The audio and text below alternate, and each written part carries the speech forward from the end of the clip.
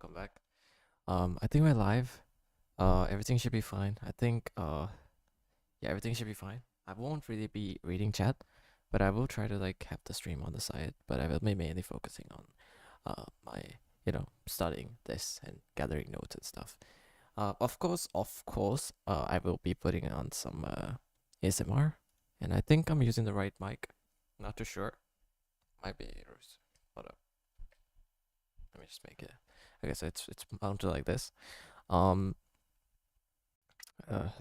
Wait, sorry. Hello? Can you hear me? Yeah.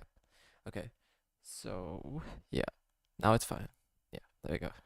So basically, yeah. All right. So I think that's yeah. Hello? Is that good? Okay, that's good. Maybe right there. Okay, there we go. Sounds good. Yep, everything's fine. I think. Sorry, I had to. Okay, everything's good. So now what I'm gonna do is I'm gonna lock in. Try to put on a playlist so that way it doesn't sound completely depressing. And yeah, basically I will try to digest today. I'm just gonna try to digest. You wanna know a crazy misconception about ICT? Well, it's that you can't. Yeah, so let me put on my computer on performance mode because I think my computer is gonna like sort of bug out. I'm gonna put like a very chill playlist. So that way we have hold up. Sorry, my bad. Okay, so I'm gonna put on a chill playlist. Okay, everything should be fine.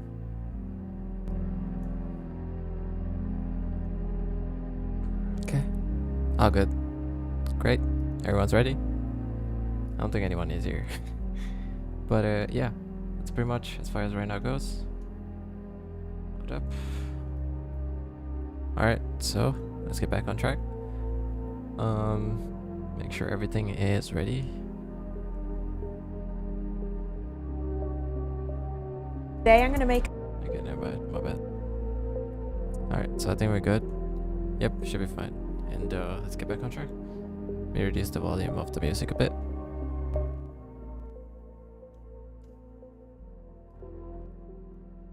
Okay, there we go. All right. Cannot become a problem. Understanding of order flow entries. This I want to go. So let's go through what I learned so far. So basically, when it comes to order flow, if you know for a fact that if we're in extreme premium, we want to make sure we don't take the bullish fair value gaps if we're in like really close to the buy side of the creature. Obviously, that's like common sense. So that's basically To go over sharp. that, and time frames, obviously, like sessions and how the volatility, how it impacts it. And we also had the this website right here that I discovered today.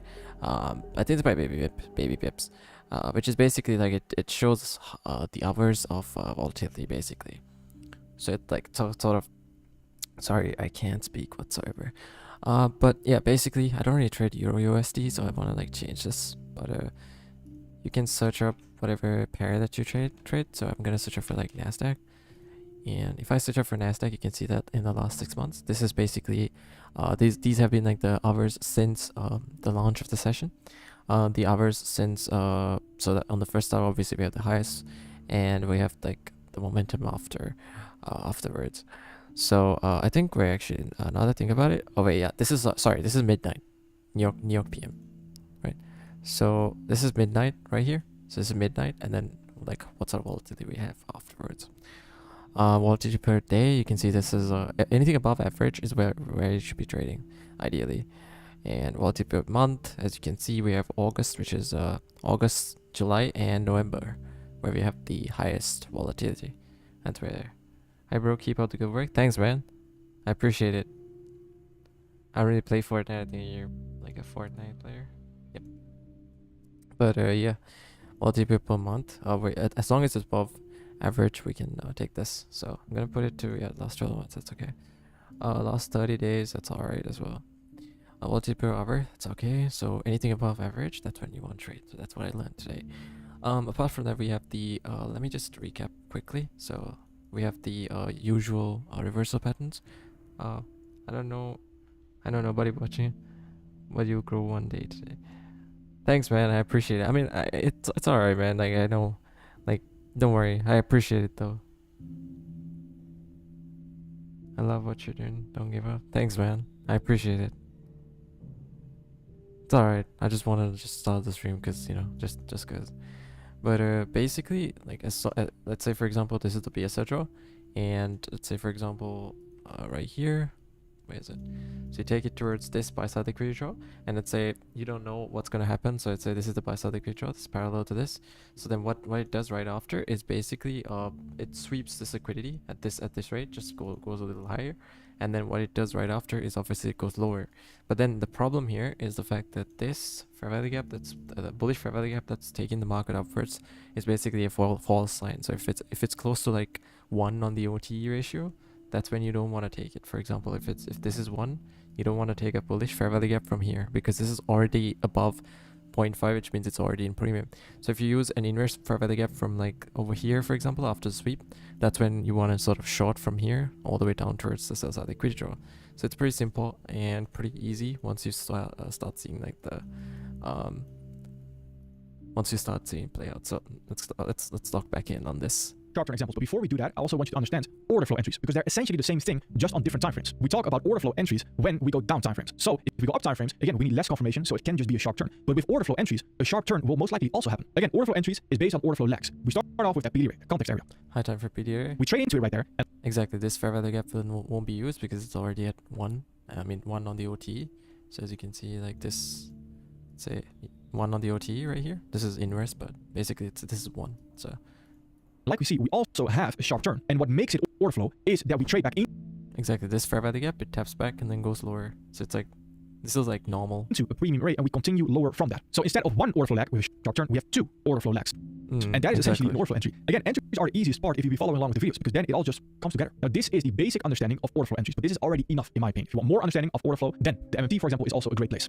Now, before we go into examples on the chart, we first need to understand a concept that we have gone over before in this series, and that is the market structure is order flow, and that order flow is candle signs. Remember that it just depends on what time frame you are looking at. So, time frames again, a short-term high is an intermediate high, and a short-term low is an intermediate low. So, for example, right here on the daily time frame. Yeah, this is on the high time frame. So anything on the high time frame, short-term highs, is basically a inter-term high on the low time frame. So that's how we can have works. a short-term high and a short-term low right there. Whilst on the 4-hour time frame, that could be an intermediate high and intermediate term low. And in this video where we mentioned it, which was high and a short-term low is an intermediate term low. So for example, right here on the daily time frame, we can have a short-term high and a short-term low right there. Whilst on the 4-hour yeah, so it's all intermediate term highs on the time frame, on the lower time frames. So same concept applies because time is fractal. So anything on the 4-hour time frame, any of these swings are going to be like inter-term highs or inter-term lows. In this scenario, inter-term highs in the low time frames. That could be any short-term high from here. So intermediate term high and intermediate term low. And in this video where we mentioned it, which was order flow and market structure, we mentioned as well the reason why this is so important is because so we don't get lost in the lower time frames later on, and now we have arrived at the lower time frames. So how does this then translate over at the lower time frames? We mentioned as well the reason why this is so important is because so we don't get lost in the lower time frames later on, and now we have arrived at the lower time frames. So how does this then translate over to understanding those entries as well? Because if we take a look at Canadian dollar JPY, an example, we have a sweep right here, and we have a bunch of fair value gaps that are obviously going to go higher, but this is not going to hold. So we can't use this to come back. It's basically retracing from this fair value gap. So whenever it taps back, or even if it misses entry, there's a high probability supply level right here. This is a order block. So it swept these highs over here, and it's going lower. So this is the fair value gap. So either it taps back into it and goes lower, or it just keeps going lower. So example we have used before as well. We target this intermediate term low right there on the daily time frame. Then towards that, we have unusual context right here. Now, in unusual context, you have the PD rate you want to trade from, which in this case, the fair value gap, you could also argue the fair value area. Perfect. The important exactly. So wait. Context. Yo, what's up? Game over. What's up, man? You have the PD rate you want to trade from, which in this case, the fair value gap, you could also argue the fair value area. Perfect.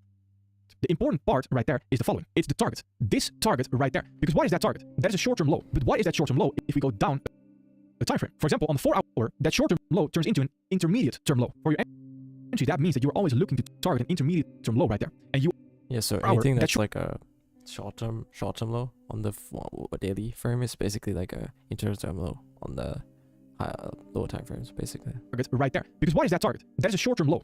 But what is that short-term low if we go down a time frame? For example, on the 4-hour, that short-term low turns into an intermediate-term low. For your entry, that means that you're always looking to target an intermediate-term low right there. And you are trading the confirmation of an intermediate-term high right there, which right here happens on this sharp turn that we have, that 4 hour fair value gap lower, which in itself can already be an entry. And the way you can enter from that is simply entering in the fair value gap, covering the order flow lag high, then targeting a 1 to 2 RR. 1 to 2 RR is all you need, especially if you're just starting out. But let's say you don't want to look for 4 hour entries and you want lower time frame entries. Then this 4 hour value gap that we can continue lower from.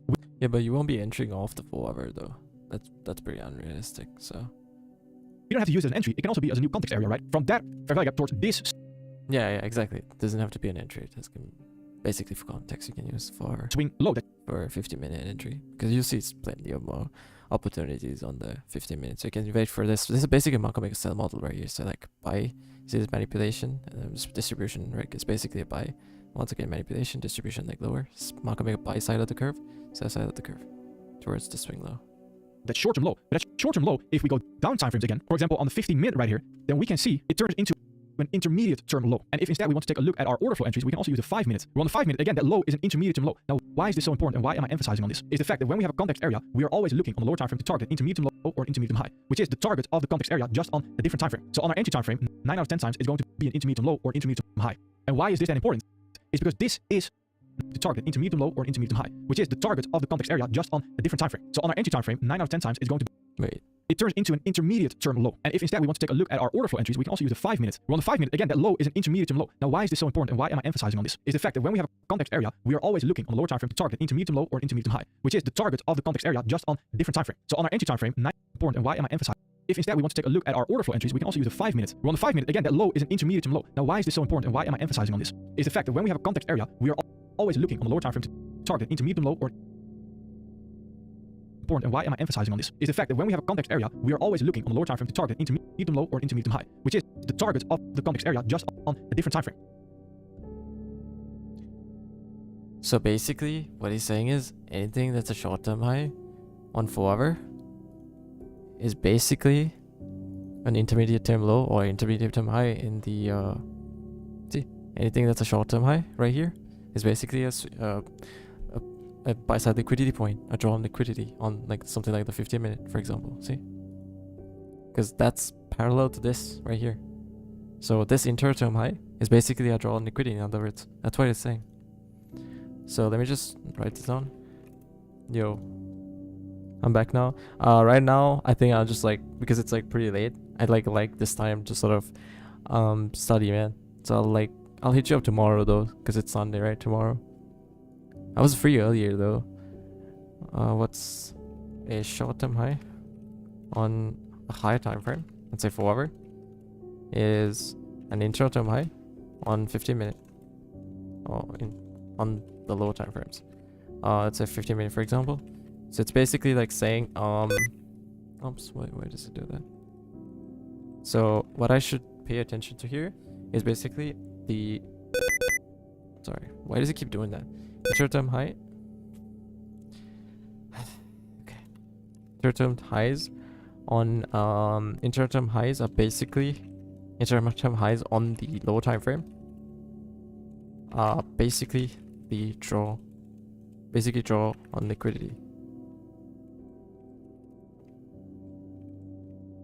Whether it's a short-term high or, I mean, whether it's a sell liquidity draw or a buy sell liquidity draw. So, makes sense. There we go. So on our entry time frame, 9 out of 10 times it's going to be an intermediate term low or intermediate term high.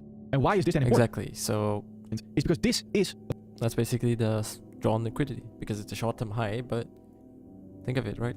This is a short-term high right here, but it's basically a draw on liquidity, inter-term high on the 15-minute.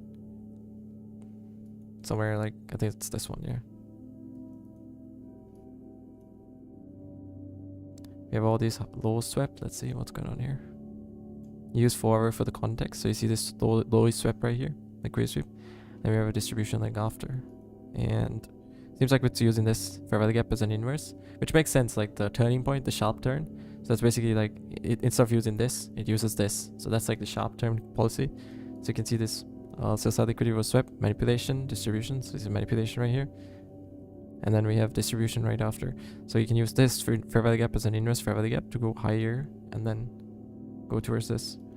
Maybe after taking out a certain level of highs, it will, there's a swing high right here. So if it aims for this, maybe it will have a bit of a pullback towards this fair value gap and then go higher towards this. So I'm expecting price to do. So that could be like way more context on like a 15 minute. So if you want to execute on like a 15 minute, then that's basically a lot more, you know. The market maker model. A context area is a market maker. Okay, that's a what? We have a sell side of the curve, buy side of the curve, market maker buy model right here. But that's not really like, you know, valid. I used to, at some point, I used to like look for everything as like market maker models. That was like the worst mistake ever. I would like look at this point. I would look at this point and see market maker sell, market maker buy. And then I would look at this point, market maker sell, market. I would expect price to come right back here. Like that's BS. If you don't have context, yes, that's applicable. But if you don't have context, that means nothing. So I was missing the part of the puzzle basically. So. And if you're not familiar with a market maker model, then well, you already were because you understood context areas. There are many, and I emphasize on the fact, there are many concepts involved in this trading plan that you do not need to pay attention to. So again, I want to mention that if you start incorporating other concepts that are not discussed in the series or in the MMT in general, then you might just end up adding a concept that is already in the trading plan but that you don't need to pay attention to. That is simplifying. Simplifying is not for idiots. Simplifying is for people who understand the concept so well they can transform 10 rules into one singular rule. Because before, let me go back. Need to pay attention to. So again, I want to mention that if you start incorporating other concepts that are not discussed in the series or in the MMT in general, then you might just end up adding a concept that is already in the trading plan but that you don't need to pay attention to. That is simplifying. What? In general, then you might just end up adding a concept that is already in the trading plan but that you don't need to pay attention to. That is simplifying. Simplifying is not for idiots. Simplifying is for people who understand the concept so well they can transform 10 rules into one singular rule. Because before going into this video, if you've watched the different videos on the MC series, you understood order flow, you understood context areas, so you already understood what a market maker model is. And then why is the simplifying so important? It's because the trading plan, the technical analysis allows you to understood context areas, so you already understood what a market maker. Going into this video, if you've watched the different videos on the MC series, you understood order flow, you understood context areas, so you already understood what a market maker model is. And then why is the simplifying so important? It's because the trading plan, the technical analysis allows you to keep your psychology in check. So if your trading plan is very simple and you don't need to put a lot of thought into it, well, it's... Your trading plan is simple and you don't have to put a lot of thought into it. That's basically, simplicity is like the best way to sort of make money. That's what I heard from like many sources, I guess. Very easy to keep your emotions in control as well. A lot of people are distracted by the chart where there's so many things they need to think of that they forget to think about their psychology. So they're distracted by the chart, they're a feather in the wind, and the market takes them on a crazy emotional roller coaster. And this market maker model is the exact same. So this right here is a market maker sell model. We have the consolidation at the lows right there. We have this what lows is it? Crazy emotional roller coaster. And this market maker model is the exact same. So this right here is a market maker sell model. We have the consolidation at the lows right there. We have the sting into the context fair value gap, the boundary. Then after we get the confirmation, we continue lower right there until we reach these lows right here. And this is our context area. So the period that we can continue low from towards the low sitting. Yeah, so this is basically, he's talking about this. Right there. That's where we want to look for our entries. So again, on which time frame you get the sharp turn, it doesn't really matter because if you're trading order flow lags on one time frame, you're most likely going to have a sharp turn on another time frame. It's all fractal. The same thing happens just on the exactly. So if you're scalping, like you could apply 15 minute on the 5 minute. So I don't really scalp. I use for like 15 minutes like my lowest unless I miss like an entry and I need like a quick entry from like a little fair value gap. Then I would switch to 5 minute. But if not, I would stick to 15 minute as much as possible and then forward for the context obviously. So I'm trying to get better at like identify context. So you can see that there is we have a bunch of breaker structures towards the upside. So obviously market's going up higher and higher and higher. This was like a peak, the earliest peak. So it's like 20th May. So basically everything is bullish as far as even the weekly goes because gold keeps going up in value. So yeah, everything's bullish basically. You can see that everything is pretty bullish right now. It's breaking structure towards the upside. And we have order flow right here. So once it closes right there, it's going to just continue going higher. So obviously we have a bullish bias. But as far as the daily goes, I'm expecting price to sort of pull back. Maybe to this like fair value gap and then go higher. But this fair value gap has not been filled. So I'm expecting maybe price will like drop down towards like this demand level. See? So it would drop down towards this demand level at most because price is manipulated, the swing high is taken out, manipulation, distribution goes higher and rebalances price, then goes higher. Simple, right? It's pretty simple, straightforward. So if I go to forward, you can see that there is a demand level right here. So maybe it will come for this and then go higher. But even that little movement, I can capture that in a bigger scale because time is fractal once again. Anyways, let's go back. Time frame. So here on the 5 minute time frame, we have this fair value gap going lower right there, we trade back into it. Afterwards, we create new fair value gaps sitting right here, which we can also continue lower from. That right there, that second order flow lag is our entry. We enter, we create new fair value gaps sitting. So here, on the 5-minute time frame, we have this fair value gap going lower right there, we trade back into it. Afterwards, we create new fair value gaps sitting right here, which we can also continue lower from. That right there, that second order flow lag is our entry. We enter in the fair value gap, cover the order flow lag high sitting right there, and we target a simple 1 to 2 RR. And whilst this is happening on a different time frame, it will form a sharp turn. So do you need to pay attention to both a sharp turn and these order flow entries? No, you absolutely do not need to. You need to pay attention to one of them. Either order lag, which we can also continue time frame. We have this fair value going low right there. We trade back into it. Afterwards, thing happens just on a different time frame. Trading order flow lags on lower right there until we reach these lows right here. And this is our context area. So the period that we can continue low from towards the low sitting right there, that's where we want to look for our entries. So again, on which time frame you get the sharp turn, it doesn't really matter, because if you're trading order flow lags on one time frame, you're most likely going to have a sharp turn on another time frame. It's all fractal. The same thing happens just on a different time frame. So here, on the 5-minute time frame, we have this fair value going low right there. We trade back into it. Afterwards, we create new fair value gaps sitting right here, which we can also continue lower from. That right there, that second order flow lag is our entry. We enter in the fair value gap, cover the order flow lag high sitting right there, and we target a simple 1 to 2 RR. And whilst this is happening on a different time frame, it will form a sharp turn. So do you can also continue lower from. That right there, that second order flow lag is our entry. We enter in the fair value gap, cover the order flow lag high sitting right there, and we target a simple 1 to 2 RR. And whilst this is happening on a different time frame, it will form a sharp turn. So do you need to pay attention to both a sharp turn and a simple 1 to 2 RR? And whilst this is happening on a different time frame, it will form a sharp turn. So do you need to pay attention to both a sharp turn and these order flow entries? No, you absolutely do not need to both a sharp. Whilst this is happening on a different that second order flow lag is our entry. We enter in the fair value gap. Okay. Because it created order flow basically.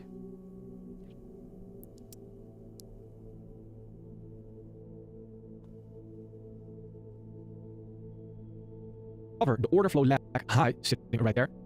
Swing high. And we target a simple 1 to 2 RR. And whilst this is happening on a different time frame, it will form a sharp turn. So do you need to pay attention to both a sharp turn and these order flow entries? No, you absolutely do not need to. You need to pay attention to one of them. Either order flow, so you're going to go into lower time frames, or sharp turn. You need to pick your poison. And the reason why I mention you need to pick your poison is because sometimes a sharp turn entry will be better entry, and sometimes it will be order flow that will be better entry. But you need to master one of them. Sharp turn. You need to pick your poison. And the reason why I mention you need to pick your poison is because sometimes a sharp turn entry will be better entry, and sometimes it will be order flow that will be better entry. But you need to master one of them. You can't keep switching between them. And then all we're doing right here, sometimes a sharp turn entry will be better entry, and sometimes it will be order flow that will be better entry. But you need to Order flow is when after, like, order flow is basically the second entry, in other words. Once we have confirmation that it's creating momentum towards the other side, yeah, or even one side. Once we have confirmation from one swing, right, fair value area, you have fair value gap, taps back into it, goes higher, and rebalances price in a way. Once it rebalances price, that's when we know for a fact that it's going in that direction. So that's why we take the order flow. Order flow is less risky because there's more probability, but it's also less risk to reward, if that makes sense.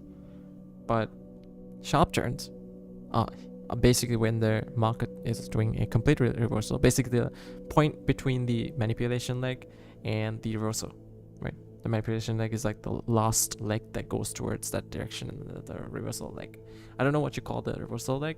It's probably called reversal leg. I think it's that area is called like inception or something.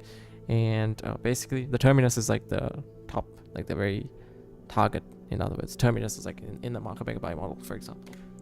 Like let me show you what I mean. I'm just doing this for myself in a way, just to remember things. This is market maker sell model, buy model right here. Okay, so we have a terminus, inception right here, and we have a manipulation leg over here, and then we have the reversal, right? So this is inception zone right here, and we also have a terminus. Terminus is basically the target point of this market maker buy model to complete this market maker buy model. That's what terminus is. Master one of them. You can't keep switching between them. And then all we're doing right here is following the order flow lags to continue lower. Fair value order flow is basically like the second confirmation, like that we are going in that direction. For example, like right here we have the first confirmation, and we have this fair value gap at the second confirmation. So we know at this point that we're gonna head towards that direction. So even if you put it here, like so that the swing high, we put the stop loss, and then we take a 1 to 2, we have a pretty good risk to reward. So but it's pretty scary, like taking this kind of trade though, like a waterfall trade, as I mentioned. But the more time that passes, because time keeps on ticking, the more candles we create, the more fair value gaps we are also going to create above the 5-minute time frame. Why is that important? Because this 5-minute fair value gap right here is not in context, like we've gone over in earlier videos, of the 15-minute anymore. Why? Because this 5-minute fair value gap right here, let's see. On the 15-minute time frame, it's the exact same fair value gap, actually. On the earlier videos of the 15 minutes anymore. Why? Because this 5-minute fair value gap right here, let's see. On the 15-minute time frame, it's the exact same fair value gap, actually. Sorry, a fair value gap here on the 15-minute. Over in earlier videos of the 15 minutes anymore. Why? Because this 5-minute fair value gap right here, let's see. On the 15-minute time frame, it's the exact same fair value gap, actually. On the 15-minute time frame, we do have a fair value gap above But it's already a fair value gap here, so. right there, but it's also the same fair value gap. Is this 15-minute fair value gap? Wait, is a fair frame value gap on the 5? In Oh yeah, there's a fair value. Oh, he's talking about this. There's a fair value gap on the 5-minute, and there's also the same fair value gap on 15. context, like we've gone over in earlier videos, of the 15 minutes anymore. Why? Because this 5-minute fair value gap right here, let's see. On the 15-minute time frame, it's the exact same fair value gap, actually. On the 15-minute time frame, we do have a fair value gap above right there, but it's also the same fair value gap. Is this 15-minute fair value gap then right here in context of the 1 hour? Meaning, if you go up to the 1 hour time frame, then we see no, because the gray box that we have right here is below the 1 hour fair value gap that we can continue lower from. So all the order flow lags are in context right now, meaning that we had this daily fair value gap right here. There was no weekly fair value gap above that daily fair value gap. So the furthest we can retrace and continue lower from is the daily fair value gap. The same thing happened right here on the 4 hour time frame. After that, we have a 1 hour time frame right there. So there's constantly no reason to retrace anymore because everything is in context with the time frame below it and the time frame above it. And that is your focus until we then reach the context target, which is this intermediate term low right there. Now, a question that might also arise is the following. Why target a 1 to 2 RR like this if you can simply target all the way towards the intermediate term low right there and get 9 RR? Well, that's because of a simple fact, and that is that context areas will not always follow through all the way towards the lows. So think of it in a probability manner. Trading is all about probabilities. What is the highest probability thing for price to do right here? You gotta have like special balls to really take it all the way to 1 to 9. I'm gonna keep it a buck. Anything above like a 1 to 4.5 is like very unrealistic. 1 to 4.5 is also pretty big stretch, to be honest, because 1 to like 3.5 is like the most when it comes to like getting from one trade. It's like that. I mean, there are scenarios where you can go up to like a 1 to 5.4, but you know, it's very unlikely in a way if you think about it. Here is that we at least get a retracement back into the 4 hour fair value gap. What is below that, potentially still high probability, but within the high probability, lower probability, then retracement back into the fair value gap, is that we get a rejection from that fair value gap. Now, areas will not always follow through all the way towards the lows. So think of it in a probability manner. Trading is all about probabilities. What is the highest probability thing for price to do right here? Is that we at least get a retracement back into the 4 hour fair value gap. What is below that, potentially still high probability, but within the high probability, lower probability,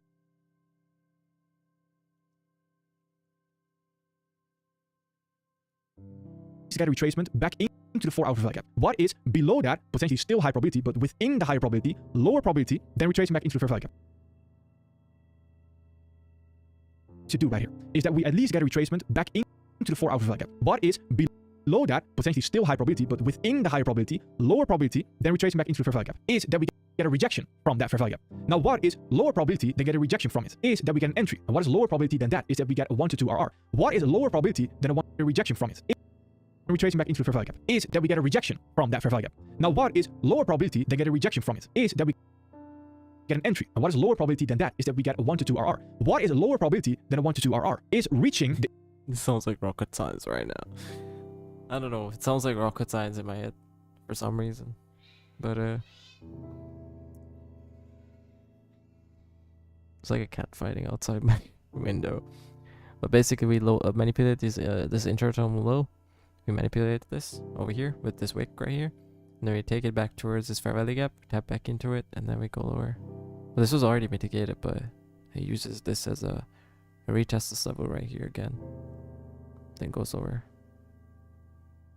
The intermediate term low right there. What is a lower probability than that? Is actually running the low and not sweeping the low. So the further your take profit, the more you are going to require from price action. And when you are just starting out, especially because people will promise you the world and people will promise you 130 RR trades every single day, it just won't happen. Do not get ahead of yourself and just simply first of all focus on 1 to 2 RR. And eventually, if data is supporting the idea that you can target further, then you can increase your RR. But a 1 to 2 RR has a very nice combination with a win rate, which will help a lot with your psychology. The more RR you are going to target, RR trades every single day, it just won't happen. Do not get ahead of yourself and just simply first of all focus on 1 to 2 RR. And eventually, if data is supporting the idea that you can target further, then you can increase your RR. But a 1 to 2 RR has a very nice combination with a win rate, which will help a lot with your psychology. The more RR you are going to target, so 1 to 10 for example, the lower your win rate is also going to be. So if you have a 1 to 10, you can take 9 losses before you take the next winner and you are still profitable. Yes, but how many people are going to take 9 losses and not mess up one time in their trade ID, over trading, revenge trading, taking trades they shouldn't be taking?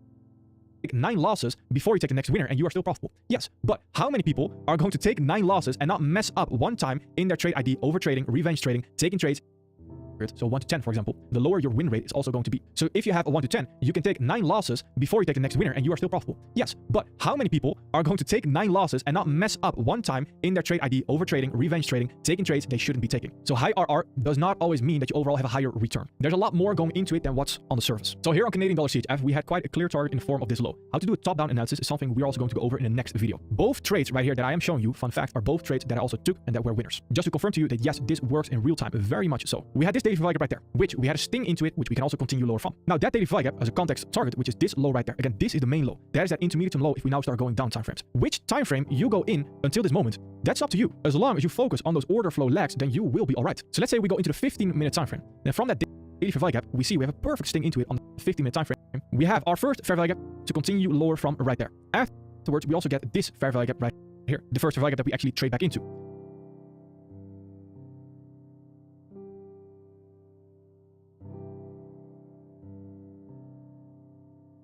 Then this fair value gap right here, if we were to enter off that, cover the order flow lag high right there, target 1 to 2 RR. Again, we see it's 1 to 2 RR is reached quite fast afterwards as well. Now we follow along with price and we actually go up target 1 to 2 RR. Again, we see it's 1 to 2 RR.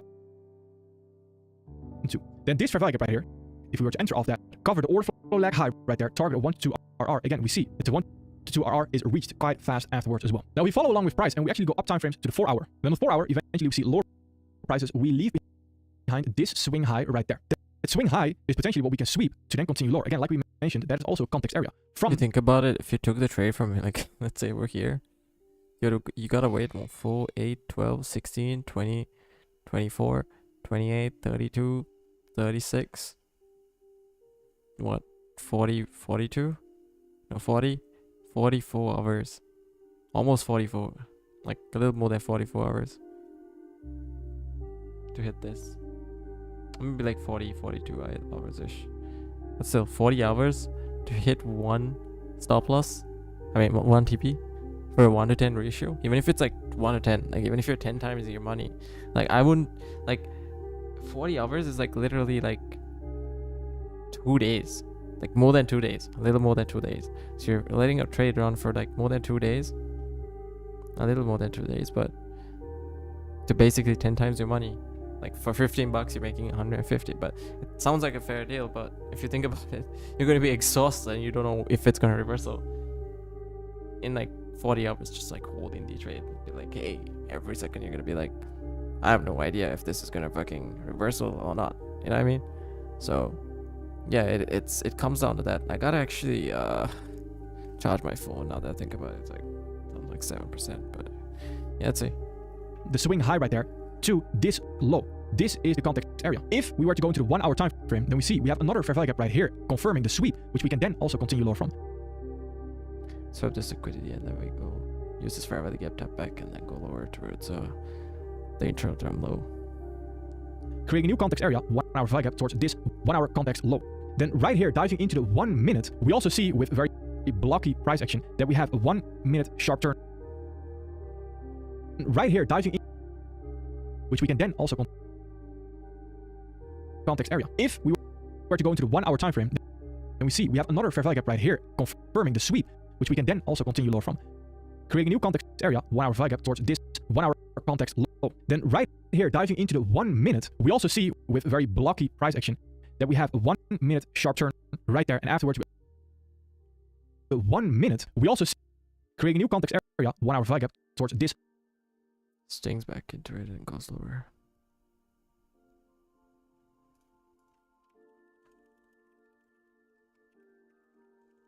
However, is like one of the most important contexts in the world. Don't overanalyze, don't underanalyze. As long as you have a top-down analysis and you're confident in it, you can basically make money from the market. Because you have plenty of opportunities if you stick to a plan. So it's as simple as that. It's literally as simple as that. 1 hour context low. Then right here, diving into the 1 minute, we also see with very blocky price action that we have a 1 minute sharp turn right there, and afterwards we also have a new 1 minute fair value gap right here that we can continue lower from, creating that new order flow lag, targeting again a 1 to 2 RR. If you are looking to trade the 1 minute time frame, I would advise take a look at the indices instead. The 1 minute time frame of Forex tends to be a little bit of a more difficult time, but on the indices, it is perfectly fine to trade. Following those order flow lags towards that intermediate high.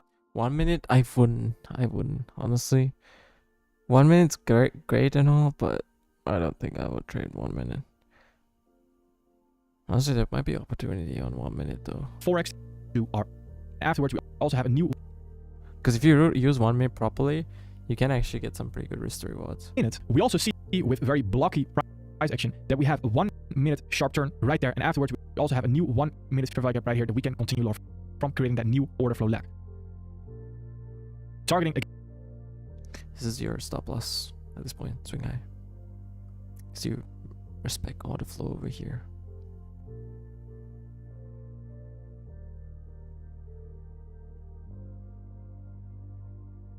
Comes back to this fair value gap. Taken from this fair value gap. This is the swing at stop loss.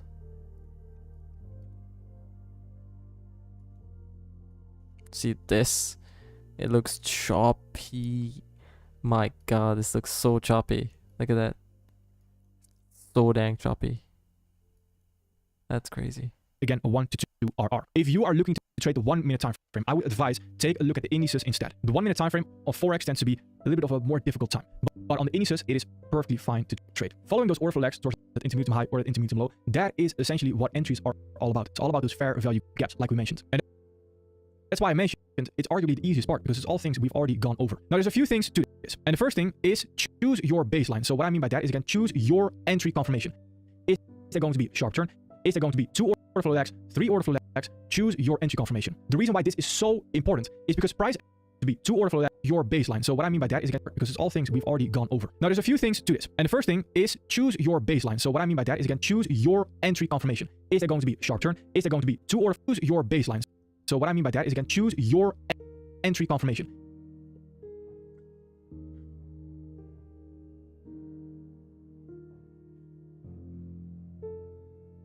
A few things to this. And the first thing is we mentioned. And that's why I mentioned it's arguably the easiest part, because it's all things we've already gone over. Now, there's a few things to this. And the first value gaps, like we mentioned. And that's why I mentioned it's arguably the easiest part, because it's all things we've already gone over. Now, there's a few things to this. And the first thing is choose your baseline. So what I mean by that is, again, choose your entry confirmation. Is there going to be a sharp turn? Is there going to be choose your baseline? So what I mean by that is, again, choose your entry confirmation. Is there going to be a sharp turn? Is there going to be 2 order flow?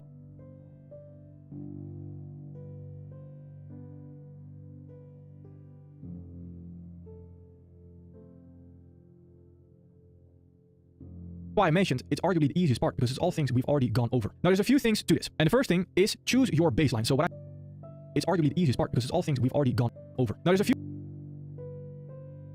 I get this just to brush up, you know, just to brush up. I'm just gonna get this back, this screenshot right here. I just pasted it in my Discord DMs real quick. But let me just delete this. There we go. Two things to this. And the first thing is choose your baseline. So what I mean by that is, again, choose your entry confirmation. Is there going to be a sharp turn? Is there going to be 2 order flow lags, 3 order flow lags? Choose your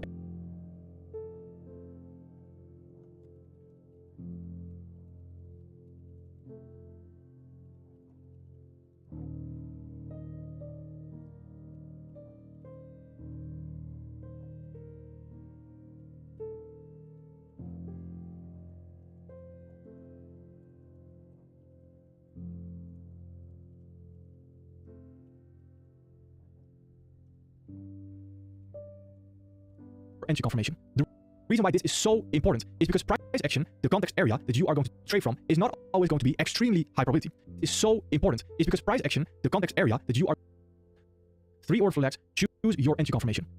The reason why this is so important is because price action, the context area that you are going to trade from, is not always going to be entry confirmation. The reason why this entry confirmation, is there going to be a sharp turn? Is there going to be 2 order flow lags, 3 order flow lags? Choose your entry confirmation. The reason why this is so important is because price action, the context area that you are going to trade from, is not always going to be extremely high probability. And when it's not extremely high probability, you want to focus on getting extra confirmation. So extra confirmation from that context area on the low. And when it's not extremely high probability, you want to focus on getting extra confirmation. So it's not always going to be extremely. Choose your entry confirmation. Is there going to be a sharp turn? Is there going to be 2 order flow lags, 3 order flow lags? Choose your entry confirmation. The reason why this is so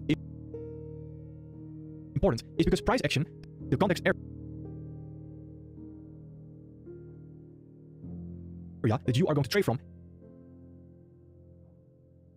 choose your entry confirmation. The reason why this is so important is because price action, the context area that you are going to trade from, is not always going to be extremely high probability. And when it's not extremely high probability, you want to focus on getting extra confirmation. Trade from, choose your entry confirmation. The reason why this is so important is because price action, the context area that you are going to trade from, is not always going to be extremely high probability. And when it's not extremely high probability, you want to focus on getting extra confirmation. So extra confirmation from that context area on the lower time frame. And extra confirmation is going to be above your baseline. So let's say you require 2 50-minute order flow lags from a daily context area.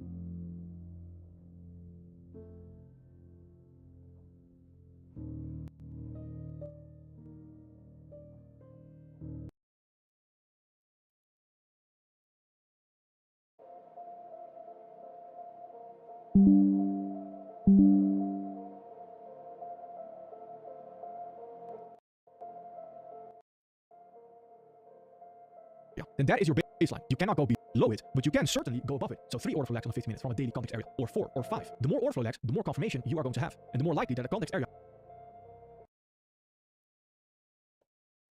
That's my ball was in front of the thing, so let's see. All right.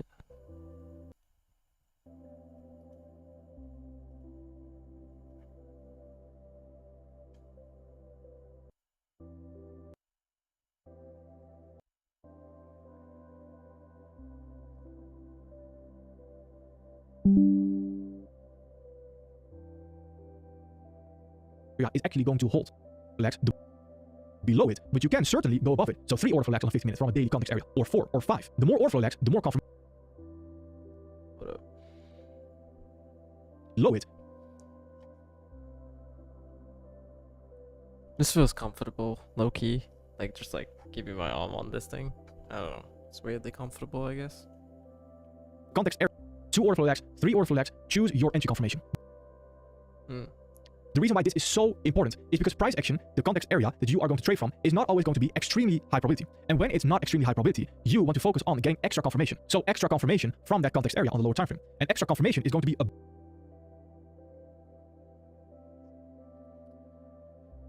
That time frame context, extra confirmation on low time frame. above your baseline. So let's say you require 2 50-minute order flow lags from a daily context area. Then that is your baseline. You cannot go above your baseline. So let's say you require 2 50-minute order flow lags from a daily context area. Then that is your baseline. You cannot go below it, but you can certainly go above it. So 3 order flow lags on 50 minutes from a daily context area, or 4 or 5. The more order flow lags, the more confirmation you are going to have, and the more likely that a context area is actually going to hold. And when we talk about Yeah, but the less likely that you're gonna be able to get like a good risk reward though. High risk, high reward, but I guess it's subjective, so. extra confirmation for a sharp turn entry, if you use a sharp turn entry and you look at a 1 hour sharp. Yes, this is a sharp turn, so it's basically a reversal point. Honestly, I think sharp turns are more of my thing because they sort of give proof that we have a reversal. For example, let's say, let's watch a manipulation, I guess. So you can see that this indicates the fact that this is a manipulation right here. So we have a distribution like right after. So what do I see here, right? Off the back. Yo, what's good, Smooth Brain? How you doing, man? Haven't seen you in a while. I actually saw you like 3 days ago, but Sharp turn from a daily context area. But the context area, you're grinding this, man. not too convinced on it. You're not sure if it's very high probability. Okay, you want extra confirmation. Instead of a 1 hour sharp turn, you can go into the 4 hour and wait for a 4 hour sharp turn instead. And that is above your baseline. When you focus on sharp turn entries, ideally focus on going up time frames. Now the reason Sharp term works the best. Do you know what's the reason for the crypto market? Because crypto works 24/7, bro. Oh wait, you mean like why it works? Because there's a lot more transactions. Everyone is getting into the crypto space, and there's more and more transactions happening. And when more and more transactions happen in the crypto space, there's more and more money poured into the market cap, which means more and more, basically liquidity, the pool, right? Out of all your transaction, like, you know, transaction costs, they add this thing called liquidity to the overall market cap, right? So when there's a high market cap, when there's more supply, I mean more demand, right? then there's going to be more and more people making transactions, which means more and more money will be flowing in as transaction fees. All their transaction fees will be added towards the blockchain. So all that money from those transactions is going to pull up. I mean, pull up on the market cap, the overall market cap, and then it's going to overall make the price of the currency go higher all over. So if majority of people are selling, the currency's value is going to go lower, and same way upwards. It's pretty simple. Either way, it's pretty much like crypto works 24/7 because it's decentralized and it's not controlled by a central government. It's controlled by nobody, in fact. And it's like a virtual currency. It's like Fortnite V-Bucks or Roblox. It's like a virtual currency, but there's demand for it. So the value of it keeps going higher parallelly because you can use it for anything. Because if you transfer it from one wallet to another, you can't really trace back, let's say, the other wallet, like let's say from a Phantom wallet to another wallet. If you get someone's 20 key phrases, and if you log into their Phantom wallet with their 20 key phrases, you can pretty much make it. Let's say they had $100,000 in their Phantom wallet, and you make a transaction to another Phantom wallet. All you need is just a wallet address, and you can make a Phantom wallet literally by going in and downloading the key, the extension. So if you get into someone else's account with the 20 key phrases, and you transfer like some huge sum of money onto like a new Phantom wallet, which is like, it's completely unrelated, right? Which means nobody knows who the other person is. So if you make a huge transaction from this wallet that you sort of breached into to the new wallet that you created, that's your own wallet, then nobody can revert that back. So because you can't reverse things back. And that's why people love crypto, because crypto is good for scams and good for everything generally, but even good for scams because, like, when you make a transaction, you can't reverse it back. Plus, when you let's say for example, when you make a transaction, you can't reverse it back. And plus, the governments can't control you because different governments have different controls over this. But this is more volatile than holding it in a central bank. But some people prefer this over holding it in a central bank because for some reason this is better. Because it's like an asset like gold, where it's like outside the control of the central banks, Because every government has different rules, and with crypto, it's basically one rule for everyone, Matter of fact, there's no rules for anyone. So that's the best part. You don't really have any restrictions, so you can like make transactions the way you want it, and that's why people like start investing into this more and more and more. Because there's more and more hope that the market cap will just grow bigger and bigger and bigger. And at some point, it's gonna, it's sort of like a fantasy in a way, but people buy into it. So I guess you just run with the flow, Why this is so important at baseline is because not every trade is going to be your. Okay, let me get back to that. Not sure if it's very high probability. Okay, you want extra confirmation. Instead of a 1 hour sharp turn, you can go into the 4 hour and wait for a 4 hour sharp turn instead. And that is above your baseline. When you focus on sharp turn entries, ideally focus on going up time frames. High time frame context first, then you go on to 15 minute. Because if you confuse yourself with 15 minutes before you look at the high time frame, then you messed up. Now, the reason why this is so important at baseline is because not every trade is going to be your exact entry confirmation. You need to be able to react and adapt. You need to be able to see how good is the context area that I'm trading from, which is something that we're also going to go over in the next video. But to give you you need to be able to react and adapt. You need to be able to see how good is the context area that I'm trading from. Not every trade is going to be your exact entry confirmation. You need to be able to react and adapt. You need to be able to see how good is the context area that I'm trading from, which is something that we're also trade is going to be your exact sharp turn entries. Ideally focus on going up time frames. Now, the reason why this is so important at baseline is because not every trade is going to be your exact entry confirmation. You need to be able to react and adapt. You need to be able to see how good is the context area that I'm trading from, which is something that we're also going to go over in the next video. But to give you a personal example, I actually, in almost every scenario, I require a lot more confirmation than my baseline, simply because I always want to take the highest probability trade ID. Then there's also 3 more require a lot more confirmation than my baseline, simply because I always want to take the highest probability trade ID. Then there's also 3 more things that are important, and that is regarding your risk management. And the first thing is our trade management. We've already gone over the first 2, so stop loss above and order flow lag. 2 are ideally within the context area. Again, the further you target, the lower. A little subjective, but I tend to sometimes gamble a bit. Like, with the risk to reward, I would go for like 1 to 4s. And so far, everything has been pretty good because I haven't really had any significant losses because I went for 1 to 4 once in a while. Generally, I stick to about 1 to 2, 1 to 3 sometimes. But I don't really stick to a 1 to 2 because that's like very. When you can clearly make a 1 to 3, like why would you stick to a 1 to 2, right? So, because I wouldn't go 2 above and beyond. For example, like if there's a 1 to 10 trade, I would just like go for a 1 to 4 at most. I don't care about like the rest of the 6, because like I think 1 to 4 is like the max I would push myself to, but I wouldn't always stick to 1 to 2. When I see a 1 to 10 in front of my eyes, I would go for at least a 1 to 4. And that's like the most that I would go for, because anything above that, you're gambling, dude. Lower the probability is that we're actually going to reach the target. An overflow lag. 2 RR, ideally within the context area. Again, the further you target, the lower the probability is that we're actually going to reach the target. But this is different, because he's talking about like huge context areas. But if you were to target, like, let's say for example, my bad. If you were to target, like, let's say for example, like a clear range liquidity type scenario, then it's not really this deep. You know? Because in this case, you're targeting a 1 to 2 where you have no idea where the drawn liquidity is. You're sort of like catching a falling knife in a way. So I don't know.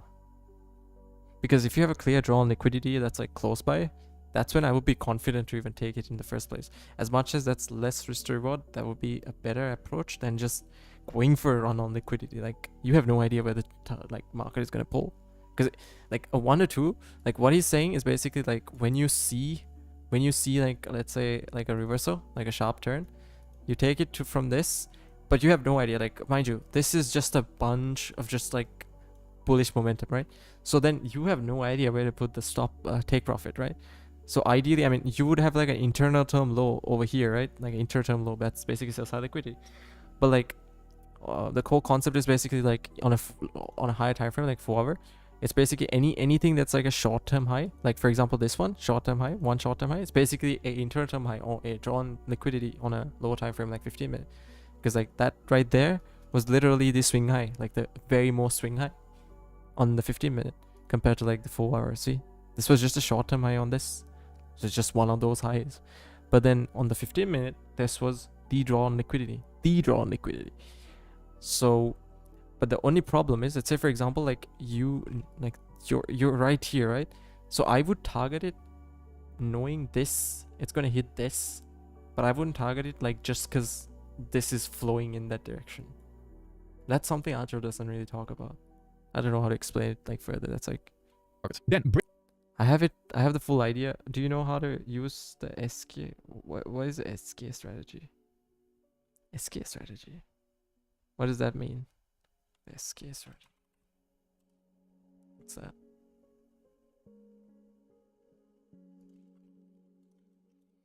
I think you're overcomplicating this. Yeah, I don't think you should trade this. This is more of like a this is like an institutional of course you need to be aware of like what smart money is doing, but this is like an SK trading system. Don't overcomplicate it either. Just identify, like, see the market for what it is rather than like focus on like a pattern, you know? Like if you understand, you can do any of this if you really understand inducement. Inducement is basically a bunch of like zones where a lot of decisions are made. This includes support and resistance, breakout trading, in other words, whether it's like, support. I'm just gonna like show you. So basically, like, let me support and resistance right here. When you break through, like, the retail trader thinks the market's gonna go to the moon, and then they take their entry, and then next thing you know, it goes all the way to their lows, right? So it's something like that, the way I see it. But like, again, I don't know too much about this, but don't take trades like this unless you have a full idea about how inducement works, because support and resistance breakout trading gives you a good idea of like where retail traders and a lot of people, so like inducement is nothing but a zone where a lot of transactions happen. A bunch of people's stop losses are hit, bunch of people's buy orders are executed, bunch of people's sell orders are executed, a bunch of orders happen. Like, it's like a point of interest. Like, as much, it's not like a swing, right? It's more of like a specific point in the market where a lot of transactions happen. For example, right here, right, we have this manipulation zone right here. So over here, when the price broke through, a lot of people are probably gonna, like, okay, let's say like in this scenario, okay, so let's think of it like, let me just show you, okay. So let's say in this scenario, if you see this pattern right here, and then like let's say you drew support and resistance, right? And now you're like you see this, and then like you see this breakthrough this support level. So now you're just gonna short. Like obviously it hits this target. No one would realistically be short in this. But let's say you see this breakthrough right here, and then you think price is gonna go here. Next thing you know, it's just a manipulation. It goes in the opposite direction, right? So things like that. So this right here is basically an inducement zone, because this is a zone where people are making decisions at. Retail traders, some people might execute sell orders once it does this manipulation over here, because it's a manipulation. Smart money people will, you know, see this manipulation in the distribution leg right after, so they will be like, oh hey, this is like a good spot to buy. So this whole area becomes what? An inducement zone, because there's orders being executed here, there's stop losses being hit here, there's like buy orders being executed here, I mean sell orders being executed here. So it's a bunch of decisions.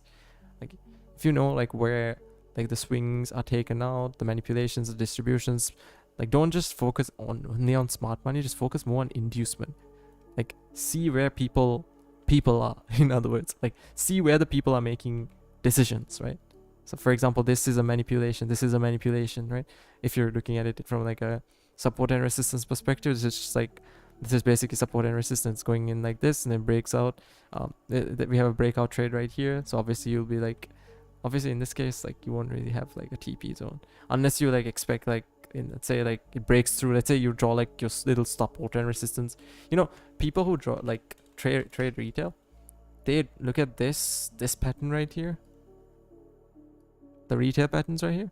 They look at this support and resistance, and when it breaks through one of this, like let's say like you see this like momentum downwards through the support line, they see this and then they're just like short.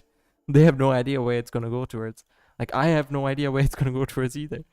So this is like the worst thing, because like that's basically inducement, because next thing price does is they drag them right to their stop loss. Again, this is like, these are things you should, inducements, like if you identify inducement and like how to really see where people are in the market, then like you literally can be like one step ahead. Of course not like ahead, but you know, you get the point. One step closer to smart money. So break even when there's no reason to return based on order flow. So what does that look like? Here we're looking at Canadian dollar JPY at the 4-hour context area right here. And that is regarding your risk management. And the first thing is our trade management. We've already gone over the first two. So stop loss above an order flow lag. 2RR, ideally within the context area. Again, the further you target, the lower the probability is that we're actually going to reach the target. Then break even when there's no reason to return based on order flow. So what does that look like? Here we're looking at Canadian dollar JPY at the 4-hour context area right here. From that 4-hour. yeah, always being invalidated, that's basically a red sign. Let's say for example, you are breaking structure towards the upside, right? You say, let's hypothetically assume, right? We have a manipulation leg, okay? We have a manipulation leg, we have a, reversal leg, and then we see price breaking structure towards the upside. Fuck, why is it doing that? But let's say for example, manipulation leg, we have the reversal leg, price is breaking structure towards the upside, like this. It's basically creating order flow towards the upside. As you can see, order flow is right here. See this line? And we see, let's say for example, I take it a little lower, higher, comes back, see this, and it reverses, goes higher, creates, see? But the problem with this is basically, we had one phase, we had the second phase, we had the third phase, sorry, well, first phase, second phase, third phase. This looks kind of weird the way I drew it. What the fuck is that? But basically, just use the EMS kind of thing. This is a lot of fun. So you don't want to like trade if it's like getting like, let's say it pushes like from like, instead of doing this and going here, it just pushes like below this. That means it's a reversal. That means it's breaking, it's a market structure shift. So it's gonna do this, go towards like an inverse fair value gap, and then go lower. So if you see this kind of sign, then you want to get out as soon as possible. Once an intra-term like low or high in the inverse direction is broken, you want to get out.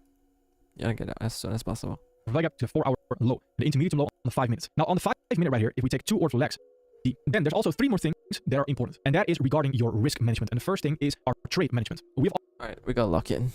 already gone over the first two. So stop loss above an order flow lag. 2RR, ideally within the context area. Again, the further you target. In this case, it would be beyond the order flow legs. Like it's basically this. Like, you know, let's say you were entering, you saw this first order flow, you were entering, you can use this as like a, I have confirmation that the market's going to go higher, so you tap back into this fair value gap, you use this as your stop loss, and then you use this as your stop loss, and then you just like go higher. maybe from like a demand level high probability order block. You entry there, put the stop loss right below, and then you target this. Gonna get like a 3.5. Sometimes even like a 5.6. I've seen like 5.6 risk to rewards. The lower the probability is that we are actually going to reach the target. Then probability trade ID. Then there's also 3 more things that are important. Your exact entry confirmation. You need to be able to react and adapt. You need to be able to see how good is the context area that I'm trading from. Yeah, if fair value gaps are not holding, that's also a bad sign. If a certain, let's say we were running up higher, and there's a fair value gap, like let's say over here, right here, we see a fair value gap, and it doesn't hold, and like it just pushes right through, like instead of doing this, it just like pushes right through. That's a big bad sign. If it pushes right below it, and this doesn't always mean it's gonna be a reversal, but most of the time it does. So you want to make sure like you're on the right side of the market. So I don't know, that's just up to you, I guess. But yeah, I wouldn't exit right away unless there's like an internal term low that's like broken, Which is something or something inverse, like inter-term high if you flip it around. So that we're also going to go over in the next video. But to give you a personal example, I actually in baseline is because not every trade is going to be your exact entry confirmation. You need to be able to react and adapt. You need to be able to see how good is the context area that I'm trading from, which is something that we're also going to go over in the next video. But to give you a personal example, I actually, in almost every scenario, I require a lot more confirmation than my baseline, simply because I always want to take the highest probability trade ID. Then there's also 3 more things that are important, and that is regarding your risk management. And the first thing is our trade management. We've already gone over the can you show how to open and close a trade? It's pretty easy. Like you literally just have to, okay, let me show you. So over here in the trading panel, you just select paper trading. Obviously, like unless you're trading with like a prop firm. In that case, you'll have to sort of switch to like something like this. And depends on the prop firm you go for. But right here, you can select paper trading. You click connect. Once you've logged in a trading view, obviously. You can select trade. What I do is you can specify the lot sizes. So this depends on like how many lots you're willing to risk. So if you want more details about this, you'll have to watch a video on this. I'm bad at explaining it. But wait, where the fuck did it go? So let me just say, for example, okay, in this case, I'm just like selecting this. That's why like when I switch between the two, it's like goes here and there. Anyways, let's say I go for one lot size, and let's say I want to like take it from like, you gotta specify from like what price range to what price range do you want to be. So like the stop loss, where you want the stop loss to be, whether you want to take profit to be, or flip it around if you want to like short, right? And in other words, how much you want to risk, right? So you'll see how much you will be risking. For example, like on the right, you see like how much this point right here is a 64,491, right? 64,491. No, it's a 64,491.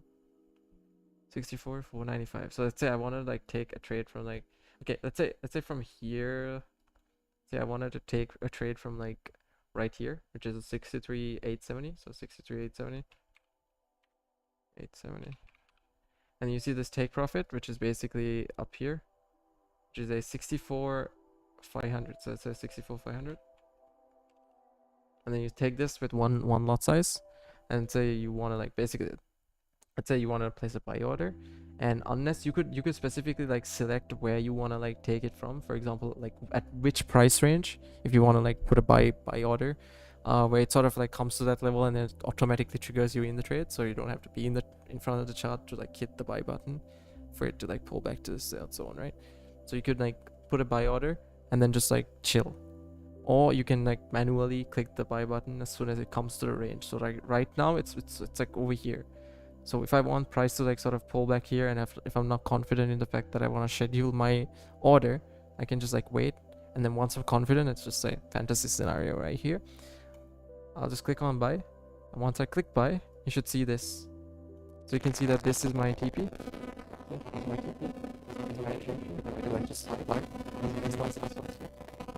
You can see that values over here, like how much I'm risking for the TP and stop loss when I'm specifying where in the market, from where to where I'm trying to go. That's indicated right here from these zones. So I hope that is clear. As you can see, we're 34 down. But yeah, if I close this, as you can see, I can close the position. If I close it, I'm out of the trade. Same policy with anything else. Same policy applies there regardless amongst. First two. So stop loss above the order flow lag. 2 RR, ideally within the context area. Again, the further you target, the lower. Order flow.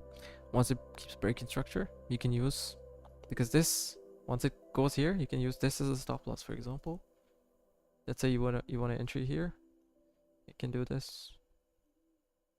See? This is not that great of a trade. That's it. From here you see like a fair value gap. Because there's order flow here, you can use this as your stop loss. This swing low towards this swing high as your TP. It's pretty simple.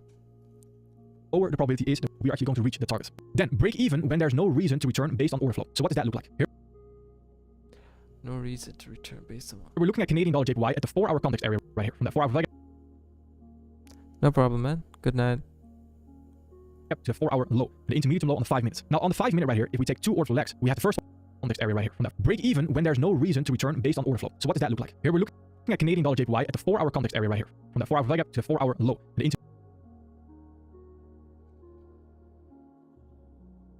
Get back.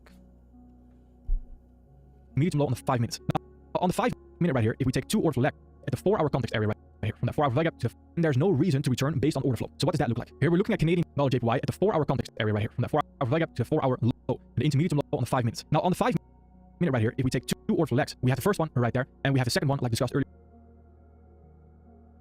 as well right there. We enter, for example, in the fair value gap. If you always want to enter in the fair value gap or the fair value area, also determine that. That is just purely personal preference. It's again, pick your poison. Cover the swing high that we have right there. So it's again, pick your poison. Cover the here. If we take 2 order flow legs, we have the first one right there, and we have the second one like discussed earlier as well right there. We enter, for example, in the fair value gap. If you always want to enter in the fair value gap or the fair value area, also determine that. That is just purely personal preference. It's again, pick your poison. Cover the swing high that we have right there. So the swing high of the order flow leg. Most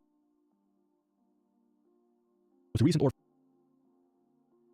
flow leg that you enter in. Then you want to go break even when there's no reason to return. And when is there no reason to return? When I say there's no reason to return, I of course mean no reason to return to our entry level. So that's where we place our stop loss eventually at the entry level. And Unless it's balancing some sort of imbalance, exactly. So if there's nothing like that in the bigger picture, then there's no reason for price to return here. Simple. there is no reason to return to our entry level if we create an order flow lag below our entry level right there. So here we see this new order flow lag right there, which the swing high is below our entry level. That means that we can perfectly fine go break even at that moment in time because there's no reason to return anymore. It goes above this exactly in a shorting scenario. And if we do return, then most likely we are going to go higher. So break even in a bullish scenario is at that moment in time. No reason to return to our entry level if we create an order flow. No reason to return to our entry level. So that's where we place our stop loss eventually at the entry level. And there is no reason to return to our entry level if we create an order flow lag below our entry level right there. So here we see is there no reason to return. When I say there's no reason to return, I of course mean no reason to return to our entry level. So that's where we no reason. Cover the swing high that we have right there. So the swing high of the order flow lag, the most recent order flow lag that you enter in. Then you want to go break even when there's no reason to return. And when is there no reason to return? When I say there's no reason to return, I of course mean no reason to return to our entry level. So that's where we place our stop loss eventually at the entry level. And there is no reason to return to our entry level if we create an order flow lag below our entry level right there. So here we see this new order flow lag right there, which the swing high is below our entry level. That means that we can perfectly fine go break even at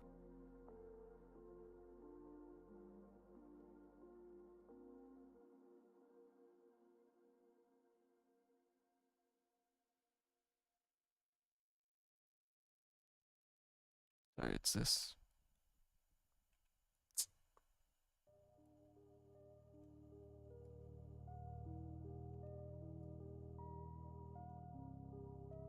It's okay.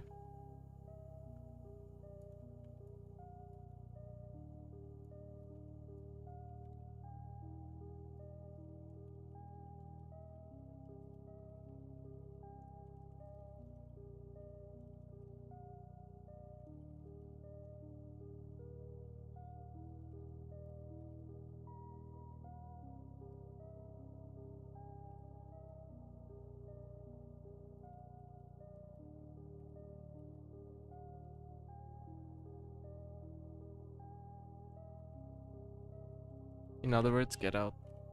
That's basically what they're saying. that moment in time because there's no reason to return anymore. And if we do return, then most likely we are going to go higher. So break even in a bullish scenario is order flow lag above your entry to return anymore. And if we do return, then most likely we are going to go higher. So break even in a you can perfectly fine go break even at that moment in time. order flow lag right there, which the swing high is below our entry level. That means that we can perfectly. So here we see this new order flow lag right there, which the swing high is below our entry level.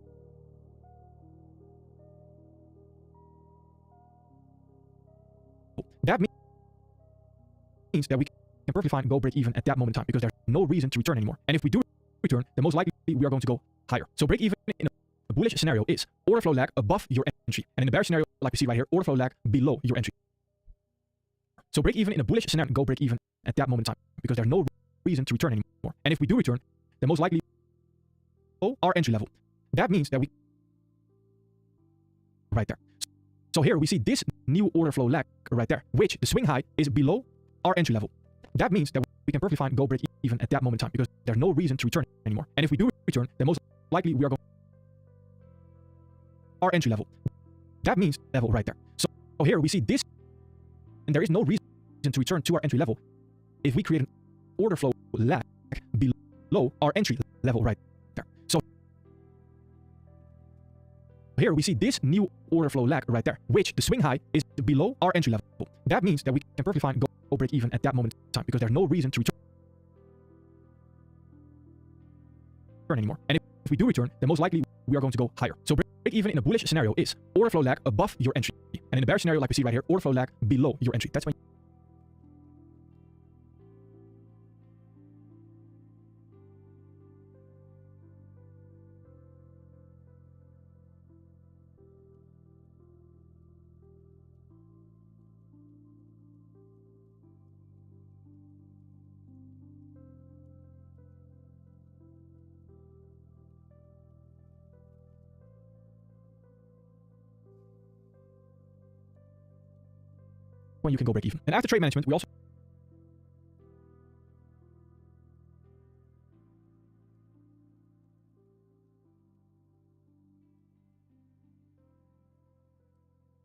need to understand trade frequency. There is no reason initially to trade more than one time a day. So one trade a day, meaning it's going to be 0 trades because there's no trade opportunity. You don't need to trade every single day. But if you do take a trade on a day, then stop. It's either going to be a break even, a loss, or a winner. No matter the circumstance, so no matter the outcome, if it's a loss, a winner, or break even, you stop trading for that day. This is quite important as well for discipline and overcoming psychology obstacles. Then eventually, if one trade a day goes, I wouldn't go higher than 2, but 2. Well, then we can potentially look to increase.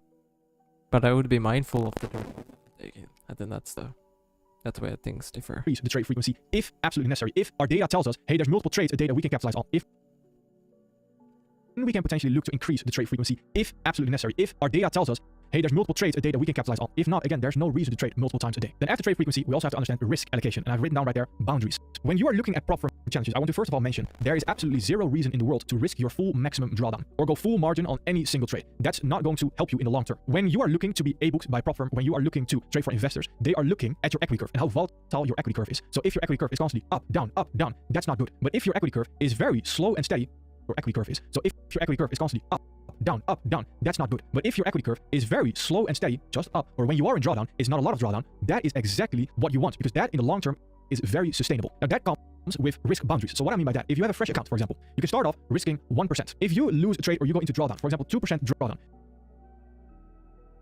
you want to immediately decrease your risk to, for example, 0.5%. Then if you go into more drawdown, so let's say you reach eventually 3% drawdown, you want to go to 0.25%. Now this is a very boring process to get out of drawdown. So the goal is to not get into drawdown in the first place, but it's going to happen eventually. It's just I'm already in drawdown.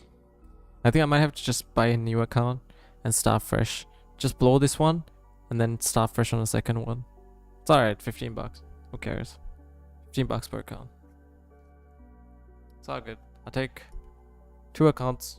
Second one I gotta really like. So first one I just need to like sort of risk everything and then go for maximum drawdown. I don't even care.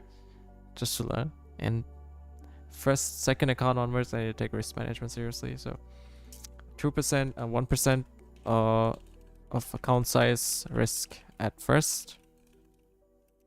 If in drawdown first. If in drawdown, cut risk by half every time. So if we have 2 losses, then we gotta cut it to 0.25, like 0.25 rate from the account size. So that's gonna be what, like literally like $5 for a $20 account, like 0.25%, right? 0.25% of the account size. So that's $5, $5 for a trade. I might have to go for like a 5K account because that's like $19, and I think I have more room with a 5K account because you can. It's like $50 at first. Cut it in half. It's like $25, and then you can even like have like $10 at least, even if you have to count it to like 1/4. So I think I'm just gonna go for like a 5K account second round, because the first round was just to see if I was good enough in the first place. I'm glad I bought like a very cheap account first, the 2K account, because like if I failed like a 5K account, that would have been like what, a little more, but it's not really like huge money that I've lost either, because I lost more money in like fucking crypto to like useless token coins and shit. So yeah, in a way, with my investment, because it's not really, you know, you learn a lot down line. So yeah, just a matter of not making it worse. Now you can also change the initial risk. So let's say on your fresh account you use 0 to 5% risk, which is also perfectly fine, which I would advise to start off with. Then at 2% drawdown, you can go into 0 to 25% risk. So the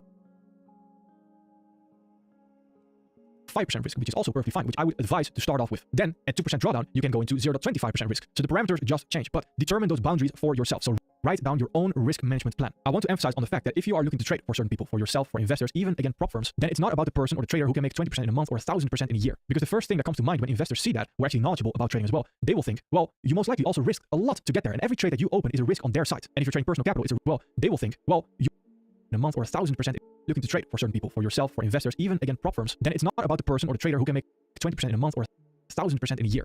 Because the first thing that comes to mind when investors, even again, write down your own risk management plan. I want to emphasize on the fact that if you are looking to trade for certain people, for yourself, for investors, even again prop firms, then it's not about the person or the trader who can make 20% in a month or 1,000% in a year. Because the first thing that comes to mind when investors see that, who are actually knowledgeable about trading as well, they will think, well, you most likely also risk a lot to get there, and every trade that you open is a risk on their side. And if you're trading personal capital, it's a risk on your side, which means that you create a very volatile equity curve, because the 20% profit can turn into 20% drawdown at any given moment. Again, this is a marathon. It's not a sprint. The sprinters will be exhausted after maybe a year of trading and won't do it anymore because they won't see that long-term given moment. Again, this is a marathon. It's not a sprint. The sprinters will be exhausted after maybe a year of trading and won't do it anymore because they won't see that long-term profitability. If you are looking to acquire a skill for the remainder of your lifetime, then long-term sustainability is the way to go, which is low risk. The goal is to increase capital, not to increase your risk. The capital needs to do the heavy lifting for us. Then the last thing, and again, for your own sake, a case study. Choose your entry and stick to it. Start studying your entry at context areas. You have everything already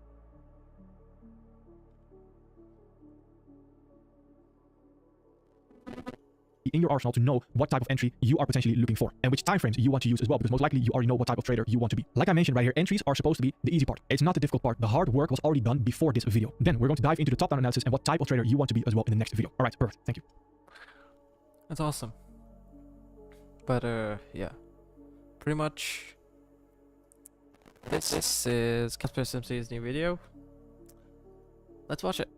Profitable trader just trading the 2022 model. Now, a lot of people are going to be upset when they hear that, but you know a crazy misconception about ICT? Well, it's that you cannot become a profitable trader just trading the 2022 model. Now, a lot of people are going to be upset when they hear that, but deep down, you know it's the truth. Yes, the 2022 mentorship got you into ICT and exposed you to this world of trading, which does work. But just doing that alone, it's not going to give you enough trade opportunities. So in today's video, I'm going to teach you every ICT entry model that you can interchange or mix with the 2022 model to not only get more trades, but get high risk reward, which does work. But just doing that alone, it's not going to give you enough trade opportunities. So in today's video, I'm going to teach you every ICT entry model that you can interchange or mix with the 2022 model to not only get more trades, but get high risk reward.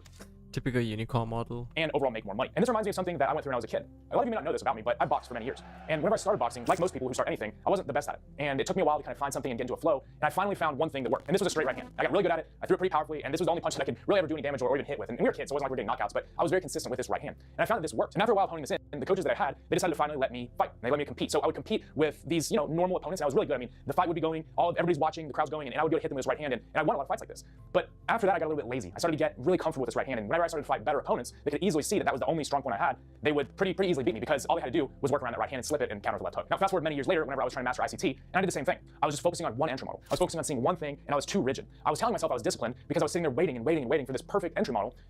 I did this at first. I was waiting for a perfect entry model that never happens, or when it does, it's like you missed a stop at this point. That very rarely happens. It is what it is, I guess. And what would happen is I would miss trades, I would get frustrated, and then I would go on tilt and break these rules that I had waited for so long to trade, and I would tell myself that it was my fault. But in reality, most any trader is going to do this if your setup only provides one trade a week, and it gives you very low risk reward, because while we can make that sound professional or responsible, it's not how you're gonna make money. And most of you guys are here to make money. Now, the reason I'm telling you this is because most of you guys are in the exact same place that I was with that right straight hand, is that you are just finding comfort in something that you've gotten a little bit of a win in, or maybe you've got a little bit of momentum, and that's good, but that's not going to make you into the trader that you want to be. So what I'm gonna show you in this video is how to master multiple different entry models so you can link them in with the same idea that you use for the 2022 model while getting better trades, more trades, higher risk reward, and not having to wait for a whole week to find a trade. Many of you who are watching this are simply making ICT more complicated for yourself, because ICT, when it's simplified and traded correctly, or any price action, is just going to be a key level plus a confirmation. Okay, that's all you're gonna be doing. You're gonna be finding key level and a confirmation. That's right. key levels and then confirming them. So this right here is what the 2022 model is designed to do. But there are many other things that can do the same job while not having to wait for an entire week, and also while not getting very low risk reward. Because a lot of these ICT 2022 entries get a very low risk reward. And ICT did a great job by introducing this new entry model to a lot of people who are new, and it's great for just that. But it is not great if you're trying to really not having to wait for an entire week plus a confirmation. Okay, that's all you're gonna be doing. You're gonna be finding key levels and then confirming them. So this right here is what the 2022 model is designed to do. But there are many other things that can do the same job while not having to wait for an entire week, and also while not getting very low risk reward. Because a lot of these ICT 2022 entries get a very low risk reward. And ICT did a great job by introducing this new entry model to a lot of people who are new, and it's great for just that. But it is not great if you're trying to really take your trading to the next level and be able to consistently make a lot of money trading. And you probably figured that out by now. And once you realize this, your trading changes forever. And that is that all, and I mean all, entry models are interchangeable. So once you understand that all entry models are interchangeable, you realize that your key level is just the first step. So once you understand that all entry models are interchangeable, you realize that your key level is just the first step, and then you can look for multiple other things once the market hits your level. Okay, you don't have to just look for a market structure shift. You can look for inverted fair value gaps. You can look for changes in the state of delivery or turtle soup. And these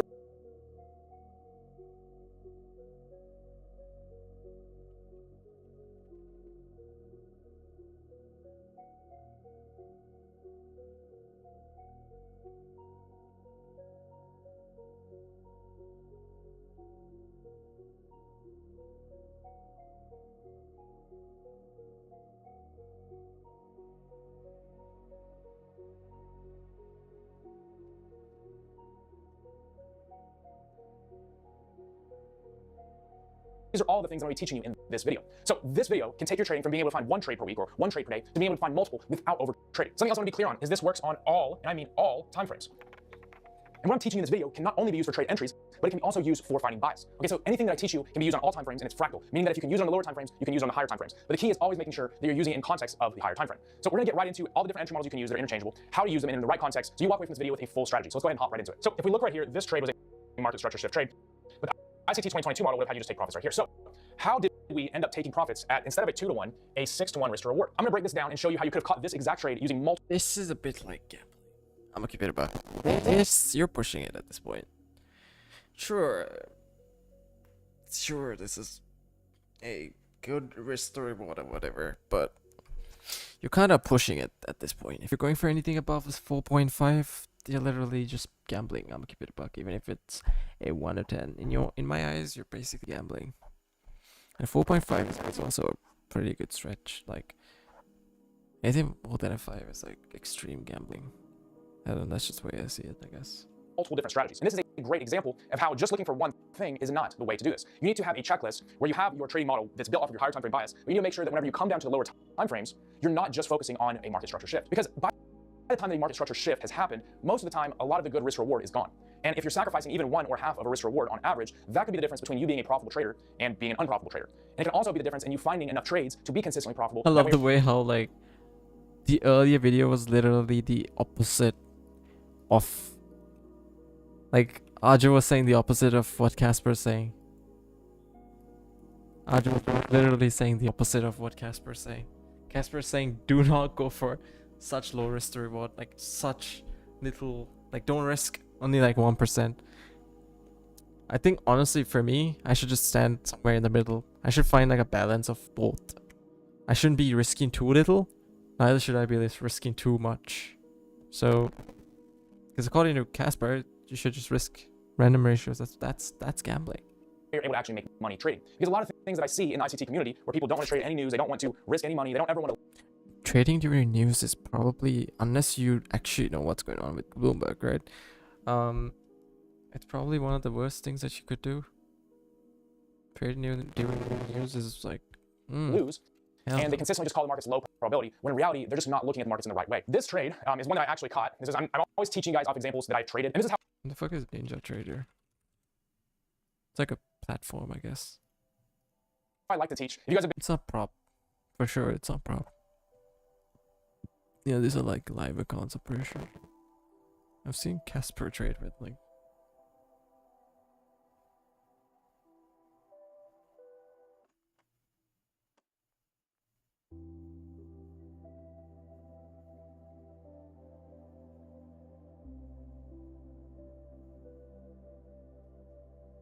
Do they have funded accounts? Let me check.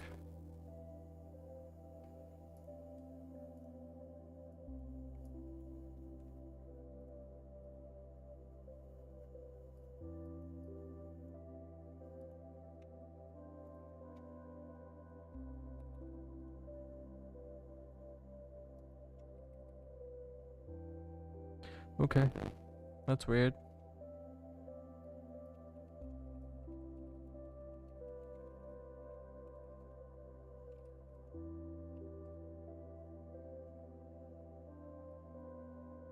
Hmm.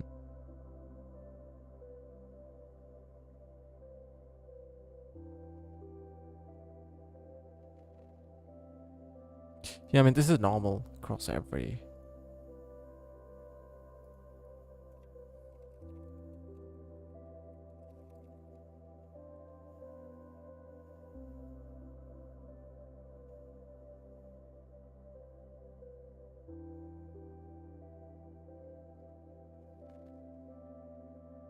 I don't think they have.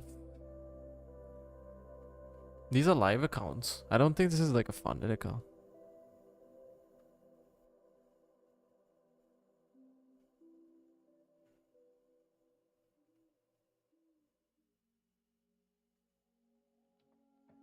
What? Something doesn't add up.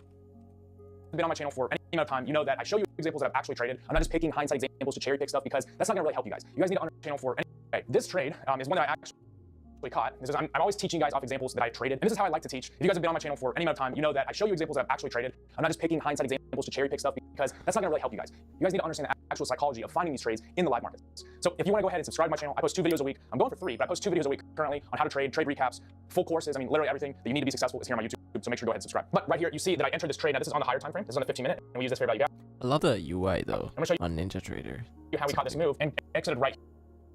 And subscribe. But right here, you see that I entered this trade. Now this is on the higher time frame. This is on the 15-minute, and we use this fair value gap. I'm gonna show you how we caught this move and exited right here, which was a pretty big move, and then also right here. Now, if you look, that's 562 all the way down to 1850. So we caught a 500-point move on NASDAQ. Pretty crazy. If you trade NASDAQ, you understand that's a very big move to catch. I'm gonna break down all of the different ways that you could have caught it too. And something else I'm gonna break down is this trade made me $4,500, and this was in the same day. Now you can see right here, this is on a My Interactive Brokers account. It is not a prop firm. I actually trade with my own money, unlike a lot of these ICT guys that you see. All right, so let's get this clear because a lot of people misunderstand what an entry model is.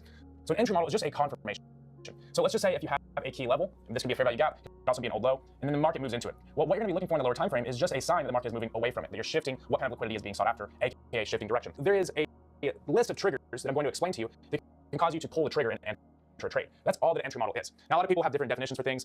You can include other higher time frame criteria into an entry model, sure, but for this video, I'm gonna be teaching you lower time frame confirmations, and that is how you're gonna actually pull the trigger on a trade. So in this video, we're going to cover a market structure shift, which we talked about, which is the ICT 2022, but we're going to talk about how to get more trades using this in a high risk reward. Then we're going to talk about inverted fair value. Basically talk about a unicorn model. That's like the first thing that comes in my head.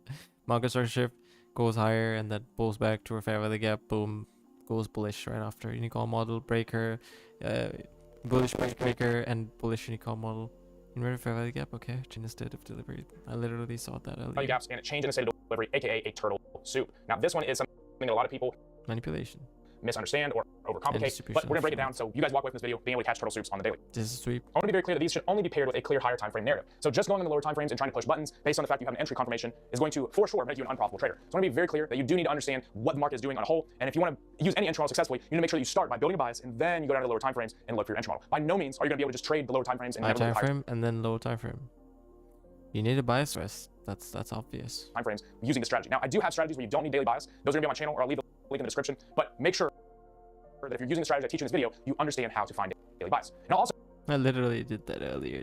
So yeah. leave a link to a daily bias video in the description. As you can see, I have videos on pretty much everything you need to become successful using ICT. So again, if you haven't already subscribed, because I post tons of stuff every week, and check out the links in the description for those videos. All right, so let's hop right into the market structure shift, aka the 2022 model. Now, I'm gonna show you a little bit of a spin on the 2022. So before the ICT cultists go in the comments and tell me that I'm wrong, 2022 model. If you haven't already subscribed, because I post tons of stuff every week, and check out the links in the description for those videos. All right, so let's hop right into the market structure shift, aka the 2022 model.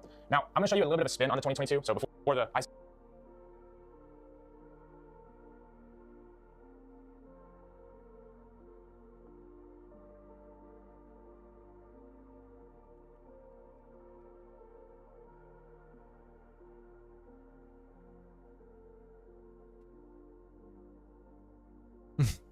I might as well take the whole thing. Thank you, Casper. I appreciate it, man. ICT cult. Further, I gotta appreciate these guys like Ajo and Casper. And Justin Verline. Even though I don't really like Verline's attitude. TJR's is also pretty good. I love TJR. He's like the most ADHD filled, energy filled guy. Even though I don't think he knows much when it comes to trading because he's a little like a gambler. I really like Q Banks. Q Banks is very, very I fuck with his personality so much. Gotta edit a video later today, but it's fine. Cultists go in the comments and tell me that I'm wrong. Beat you to it. First off, you need to make sure that you also leave a link to a daily bias video in the description. As you can see, I have videos on pretty much everything you need to become successful using ICT. So again, if you haven't already subscribed, because I post tons of stuff every week, and check out the links in the description for those videos. All right, so let's hop right into the market structure shift, aka the 2022 model. Now, I'm going to show you a little bit of a spin on the 2022. So before the ICT cultists go in the comments and tell me that I'm wrong, beat you to it. First off, you need to make sure that you understand where the market is moving from. This could be from IRL, which is a fair value gap, or ERL, which is just any high or low. Okay, so you need to understand what you're drawing liquidity. Inter-range to external range liquidity. Inefficiencies to swings. The market's going to move from these fair value gaps to external range liquidity. But if you're using a higher time frame, many times you're going to be able to get a much higher target. So when we break this down, and we're going to go into the higher time frame view as well. But it's very, very risky as well because the market reversal 0.5. So the 0.5 you should always observe what happens during equilibrium. Because either market is three things, right? Either it consolidates and then actually it's two things. Either first case scenario, sometimes consolidates and sometimes it goes in a low resistance liquidity run.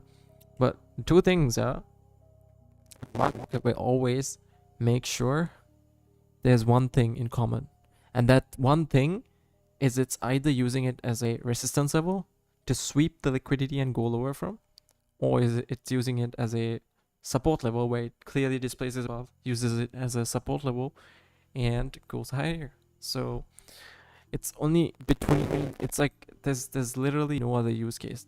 Those are the only two use cases when it comes to equilibrium. So it should either do either of those.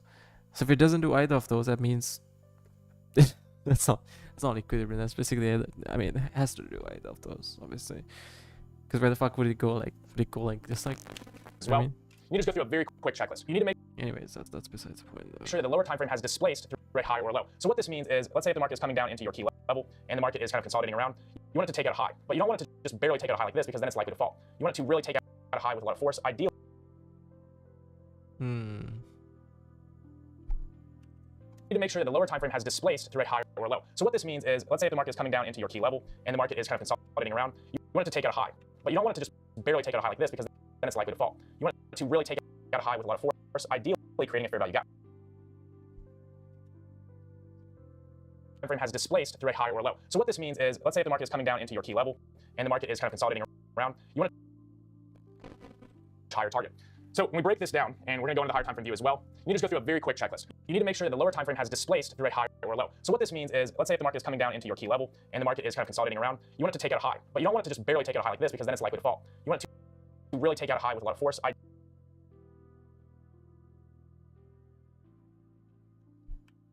of consolidating around, you want it to take out a high, but you don't want it to just barely take out a high like this because then it's likely to fall. You want it to really take out a high with a lot of force, ideally creating a fair value gap. So this is very, very key for this trade entry. Now, the next part that is optional, and I mean optional, you don't have to do this, and this is where it changes from the ICT 2022 model, is you could just enter right here or wait for a retracement of the fair value gap before entering. Totally up to you. And what this is going to depend on is whether or not you have good enough risk to reward to the full target. And what I'm going to show you is how to use the higher time frame to get a longer full target. That way you don't necessarily have to wait for a retracement. Have good enough risk to reward to the full target. And what I'm going to show you is how to use the higher time frame to get a longer full target. That way you don't necessarily have to wait for a retracement into the fair value gap. Because any of you guys who've been trading this for any amount of time know that a lot of times you don't get that retracement, you end up missing the trade only for it to run without you. And this is something I talk about a lot. What I'm going to show you is how to use the higher time frame. Totally up to you. And what this is going to depend on is whether or not you have good enough risk to reward. You could just enter right here or wait for a retracement of the fair value gap before entering. Totally up to you. And what this is going to depend on is whether or not you have good enough risk. Is you could just enter right here or wait for a retracement of the fair value gap before entering. Totally up to you. And what this is going to depend on is whether or not you have. I wouldn't entry just randomly though. That's bullshit. You have to wait for some sort of inefficiency to be balanced out. That's low risk to reward. Low risk? I mean low reward, high risk. Because I would always stick to either low risk to reward or high risk to reward. No, not just high risk, low reward. Because think of it. is such little distance. But if you come here, you can target order flow. If assuming order flow uses this stack, you just use this as stop loss, swing low. Target this as your swing high from this pullback. You get like a 1 to 5 at that point, a 1 to 4 at least. Have good enough risk to reward to the full target. And what I'm going to show you is how to use the higher time frame to get a longer full target. That way you don't necessarily have to depend on is whether or not you have good enough risk to reward to the full target, or wait for a retracement of the fair value gap before entering. Totally up to you. And what this is going to depend on is whether or not you have good enough risk to reward to the full target. And what I'm going to show you is how to use the higher time frame to get a longer full target. That way you don't necessarily have to wait for a retracement into the fair value gap or to the full target, or wait for a retracement of the fair value gap before entering. Totally up to you. And what this is going to depend on is whether or not you have good enough risk to reward to the full target here, or wait for a retracement. Optional, and I mean optional, you don't have to do this, and this is where it changes from the ICT 2020 model, is you could just enter right here, or wait for a retracement of the fair value gap before entering. Are you sure about that? I don't think so. Totally up to you. And what this is going to depend on is whether or not you have good enough risk to reward to the full target. And what I'm going to show you is how to use the higher time frame to get a longer full target. That way you don't necessarily have to wait for a retracement into the fair value gap. Because any of you guys who've been trading this for any amount of time, know that a lot of times you don't get that retracement, you end up missing the trade for a retracement into the fair value gap. Because and what I'm going to show you is how to use the higher time frame to get a longer full target. That way you don't necessarily have to wait for a retracement into the fair value gap. Because any of you guys who, and what I'm going to show you is how to use the higher time frame to get a longer full target. That way you don't necessarily have to depend on is whether or not you have good enough risk to reward to the full target, or wait for a retracement of the fair value gap before entering. Totally up to you. And what this is going to depend on is whether or not you have good enough risk to reward to the full target. And what I'm going to show you is how to use the higher time frame to get a longer full target. That way you don't necessarily have to wait for a retracement into the fair risk to reward to the full target. And what I'm going to show you is retracement of the fair value gap before entering. Totally up to you. And what this is going to depend on is whether or not you have good enough risk to reward to the full target. And what I'm going to show you is how to use the higher time frame to get a longer full target. That way you don't necessarily have to wait for a retracement good enough risk to reward to the full target, or wait for a retracement of the fair value gap before entering. Totally up to you. And what this is going to depend on is whether or not you have good enough risk to reward to the full target. And what I'm going to show you is how to use the higher time frame to get a longer full target. That way you don't necessarily have to wait for a retracement into the fair value gap. Because any of you guys who've been trading this for any amount of time know that a lot of times you don't get that retracement, you end up missing the trade only for it to run without you. And this is something I talk about a lot when people become too rigid. That's also true, yeah. That is true. They get stubborn and they always just wait for the fair value gap and miss a ton of trades just because they think that that's the right thing to do because that's what ICT said in one video. And I'm going to tell you, ICT doesn't trade like that. Neither do I, neither does any trader who is making substantial amounts of money. Because if you trade like that, you miss out on a lot of trades. So there's a fine line between being disciplined. That's true. And being too rigid. Now, the way we're going to place stops is going to be by using the TKS rule. This is my methodology for stop loss placement, and it's simply by making sure there are two key levels, either a fair value gap or structure, in between your entry and the stop. So let's break this down. First off, on the higher time frame, we identified that we're in a market maker model. Okay, so when we're in a market maker model, we have an original consolidation. That is our overall target. And if we look right here, the market is displacing up through structure. It's like we talked, it's a big push, creating a fair value gap. So we're using the same logic on the higher time frames that we're going to use to enter on the lower time frames. So something it's like we talked, it's a big push, creating a fair value gap. So we're using the same logic on the higher time frames that we're going to use to enter on the lower time frames. So something that I want you guys to always remember is for a high quality trade, you have to have the higher time frame equaling the lower time frame. Used to enter in the lower time frames. So something that I want you guys to always remember is for a high quality trade, you have to have the higher time frame equaling the lower time frame. So after we've established that, we're not just going to trade it right there. We're going to trade to our, for a high quality trade, you have to have the higher time frame equaling the lower time frame. So after we've established that, we're not just going to trade it right there. We're going to trade to our higher time frame target. And then once we come into the higher time frame fair value gap, this blue box is what you see right here. Once we come into that area, all we're looking for is the market to push through and then close abruptly through any kind of short-term structure and create this fair value gap. And as soon as that's created, you can just enter the trade right then. You don't have to wait for the market to come back into the fair value gap. All you need to do is just enter because, as you can see, we had a very good risk reward. And this is the exact trade that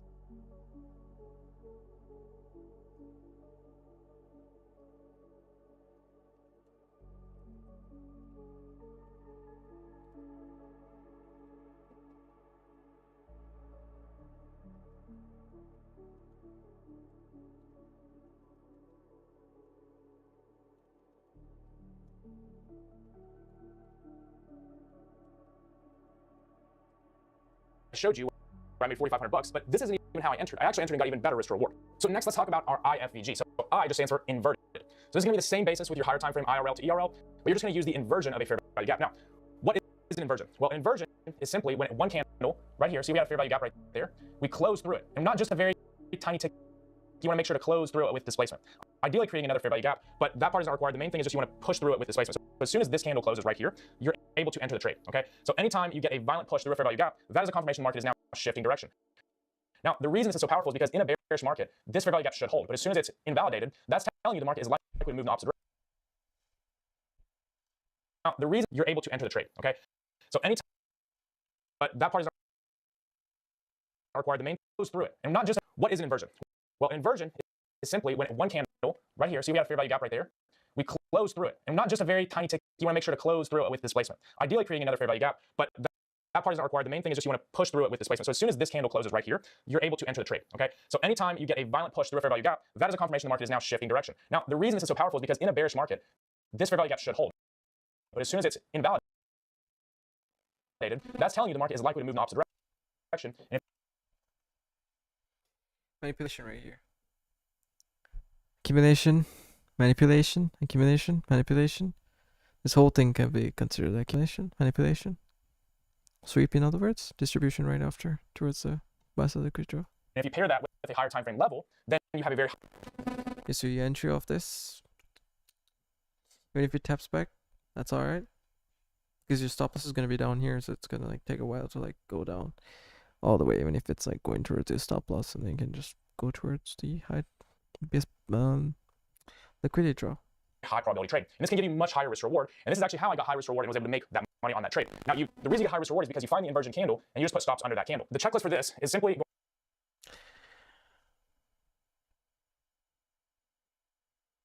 under that candle. That might be something that I need to backtest myself rather.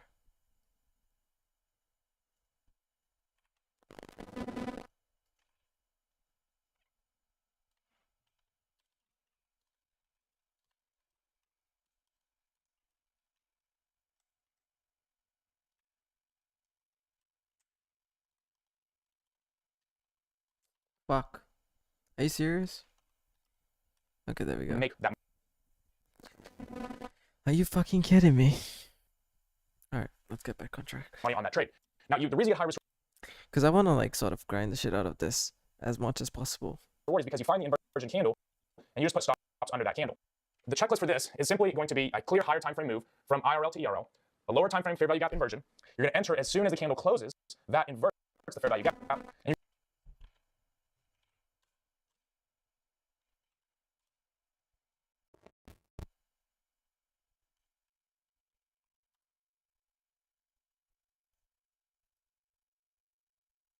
you're going to place stops on that candle's high or low. Very simple, very easy, and good risk reward. Now, we're going to talk about an entry model that a lot of people hear about. A lot of people know it's extremely popular. Very simple, very easy. You're going to enter as soon as the candle closes, that time frame move from IRL to ERL, a lower time frame fair value gap inversion. You're going to enter as soon as the candle closes, that inverts the fair value gap, and you're going to place stops on that candle's high or low. Very simple, very easy, and good risk reward. Now, we're going to talk about an entry model that a lot of people hear about. A lot of people know it's extremely popular, but also it gets gatekept by a lot of people that want to just sell you something that don't really understand anything that you don't understand. They just like making it sound super complicated. That way you buy their thing. Okay, so I'm going to break it down in a very easy way. That way you can actually use it without being confused when it comes time to trade.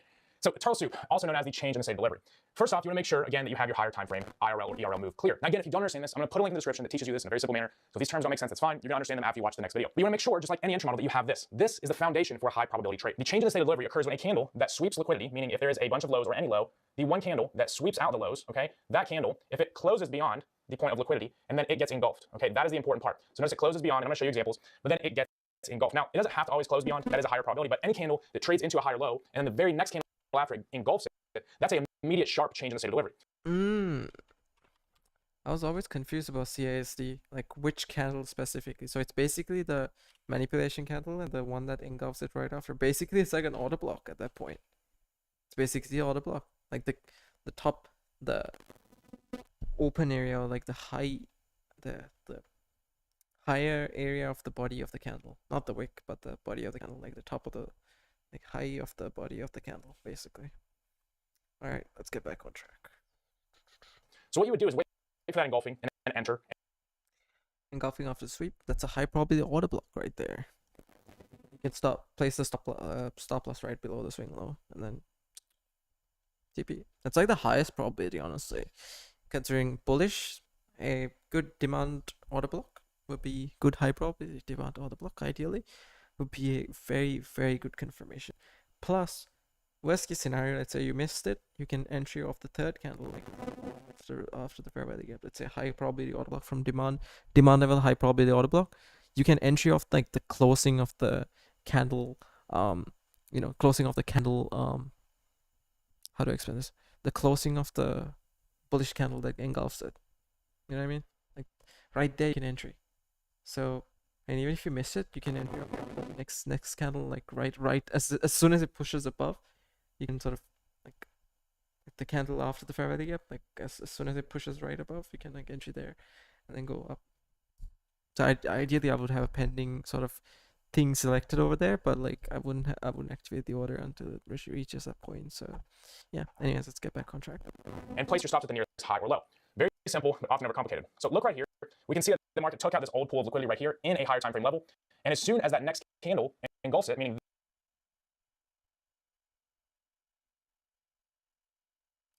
I'm just saying, this candle's body. this is an engulfing candle. So this is basically where the change in state of delivery is. This body is the high of the body, basically. We can see that the market took out this old pool of liquidity right here in a Yeah, it swept it, see? It swept through, which means it manipulated it. higher time frame level. And as See?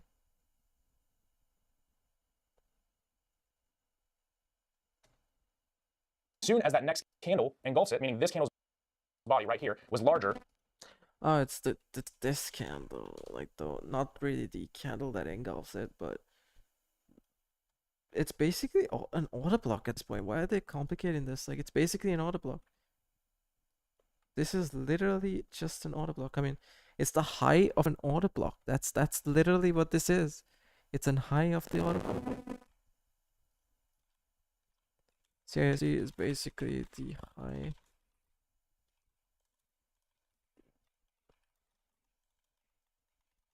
Body.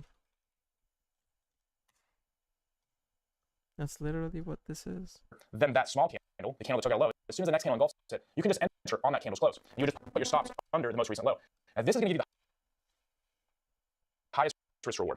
It's also going to give you more stopped out trades, but not by a ton if you do it right. Just put your stops under the most recent low. And this is going to give you the highest risk reward. It's also going to give you more stopped out trades, but not by a ton if you do it right. And it's okay because we understand recent low. And this is going to give you the highest risk reward. It's also going to give you more stopped out trades, but not by a ton if you do it right. And it's okay because we understand that you can get stopped out a little bit more if your risk reward is higher and still make money. And profitability in trading is just a mix of average risk reward and win rate. So if you're able to massively increase your risk reward with a little bit lower win rate, that's okay. So looking at this example right here, we have our higher time frame T level. Yeah, I mean, it makes sense. Either way, you're making like the same amount of money. Because I with either approach, you'll be making the same amount of money. It's basically what you believe in and what you prefer. Because either way, at the end of the day, you're basically making relatively the same money doing either. Lower win rate, but high probability wins. I mean, high reward wins. Lower higher win rate, low probability wins. Low reward wins, basically. What is that? Let's get back on track. Which in this example was an old high on our higher time frame.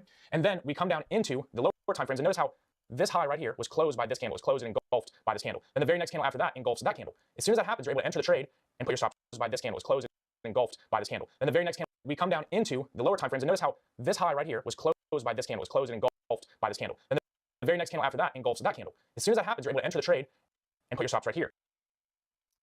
This is the change in state of delivery right here. Now it makes sense to me. Fully.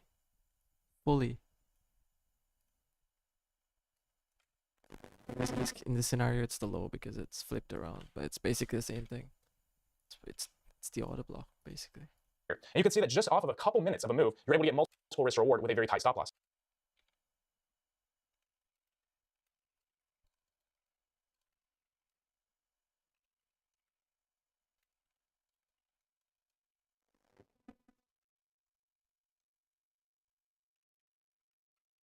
This also helps you a lot if you are trading prop farms. Make this too complicated by adding fancy terms. Just please draw. Because it's going to keep it simple. Give you a very high risk reward with a low chance that the market's going to come with a very tight stop loss. This also helps you a lot if you are trading prop farms because you can see that just off of a couple minutes of a move, you're able to get multiple risk reward with a very tight stop loss. Enter the trade and put your stops right here. And you can see that just off of a couple minutes of a move, you're able to get multiple risk reward with a very tight stop loss. This also helps you a lot if you are trading prop firms because it's going to give you a very high risk reward with a low chance that the market's going to come back on you and have trailing drawdown. This is a very powerful entry model when used correctly. As I said before, go ahead and subscribe to my channel because I post tons of free education here on YouTube twice a week. I'm going to go ahead and put up a video on the screen that you should watch next if you want to become more advanced in your trading and become more consistent. I also put some videos down in the description that explain concepts that I referenced in this video. Thank you guys for watching. I'll see you in the next one. Just tomorrow, like in detail. But I need to also work on my backtesting low key. High probability auto blocks. I watch this over and over again. But I'll watch it again tomorrow, not today. Makes sense as fuck, dude. It's like almost midnight. In half an hour, it's gonna be like midnight. Alright, let's watch this. Liquidity and momentum. So the first thing to note with it being a low time frame trade is that we don't really need to have a high time frame narrative around this position. See, because we're moving just off of the liquidity and different levels that we expect to see liquidated, the highest time frame we really need to look at here is the 30-minute. And what we have here is the high of the previous day and the low of the previous day marked out. So this formulates a bit of a trading range. Now, generally, when we Previous day high and previous day low. Previous day high and previous day low. Marked out. It's basically a dealing range. Dealing, my bad. see the highs and the lows of previous days, these levels are quite often swept. Meaning, if the market is trading here, we are likely to See this fair value gap, taps back into it, goes higher and higher. see at some point the market sweep the liquidity above this high. Sweeps the liquidity, goes towards this. Sweeps the liquidity and goes lower towards the assess liquidity draw. Right, this one. Right here. Before coming down to trade back into the lows of the range. So that was kind of the first thing that I had in mind for this position. Now, another thing that we can see from exactly where we are is that we've got a small collection of equal high liquidity. So to that There's a lot of rest in liquidity right above that. liquidity point we just spoke about, when we have a level that There's gonna be a lot of buy orders as soon as it breaks through the quote-unquote resistance line. acts as a clear resistance, such as this, that the market is retesting multiple times, this is an area that actually acts as a magnet for price, because what do we know? Well, if there's sellers at this level acting as resistance, there's going to be a collection of stop losses just here. There's also going to be a collection of breakout trades. Markets react Yeah, there's gonna be a bunch of people shorting as well. They're gonna be thinking, "Oh, I'm the next Einstein." to orders. They are pulling into areas where orders are waiting to fill those orders. Go the opposite way. This kind of reminds me of that one guy who takes one trade, who takes one takes one buy, and then he also takes one sell. So like the one that makes money is basically making money. Oh man, that shit was funny as a. I don't know if that's a real story, but this was one guy, right? He was taking, like, to become like a quote-unquote good trader. He thought he cracked the code. It was like the stupidest shit ever, right? He probably felt like Einstein, low-key. So he would take buy orders and sell orders at the same time. Because one of the either is just gonna like make money. Like, what's the point? The other one's literally draining your money. It's like basically you're making nothing. Even if you make money, you're risking double. You know? And it's like it's the stupidest shit ever. Like, dude, just stick to the normal. That's funny as fuck. And then new reactions for. So with this high, obviously having orders above I'm so tired right now. being the previous day's high, so there will be some form of breakout trades and stop losses in this area. We have an area It's a whole lot of inducement up there. of liquidity just above this high. Then with the triple equal high area we have here, there's more liquidity between this point. So pretty much this This whole area is inducement. whole area in the high up here becomes quite a high probability magnet for price, because the market is likely to come and fill into these orders at some point soon. Being a high of daily liquidity, we can expect that with the current structure of the market pointing to the upside, indicated by Use this fair value gap as support and then goes higher.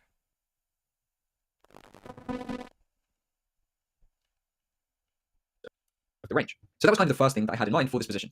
Now, another thing that we can see from exactly where we are is that we've got a small collection of equal high liquidity. So to that liquidity point we just spoke about, when we have a level that acts as a clear resistance, such as this, that the market is retesting multiple times, this is an area that actually acts as a magnet for price, because what do we know? Well, if there's sellers at this level acting as resistance, there's going to be a collection of stop losses just here. There's also going to be a collection of breakout trades. Markets react to orders. They are pulling into areas where orders are waiting to fill those orders, and then new reactions form. So with this high, obviously having orders above being the previous day's high, so there will be some form of breakout trades and stop losses in this area. We have an area of liquidity just above this high. Then with the triple equal high area we have here, there's more liquidity between this point. So pretty much this whole area in the high up here becomes quite a high probability magnet for price, because the market is likely to come and fill into these orders at some point soon. Being a high of daily liquidity, we can expect that with the current structure of the market pointing to the upside, indicated by the continual formation of higher highs and higher lows, it's quite likely we're going to come and trade into this point today. And that pretty much builds the foundation for the setup. I have an idea that we have a collection of liquidity up in these highs. The market at the moment is actually forming a bullish trend. As we can see from this low, we have higher high, higher low, higher high, now potentially forming a higher low. So with the trending structure pointing to the upside, and with the liquidity up here, this magnet area looks like an attractive place for me to trade through into if I get opportunity to do that. Now, what else can we see here on the 30-minute time frame? Well, we have a demand zone, which is this demand just here. We have this last candle before the impulse. This was a high probability, high interest buying area previously. So when the market comes back into a point like this, I would expect to start seeing the market pick up once again. So with this kind of medium time frame narrative where we are looking at a magnet sitting up here, we have liquidity which is likely to be swept.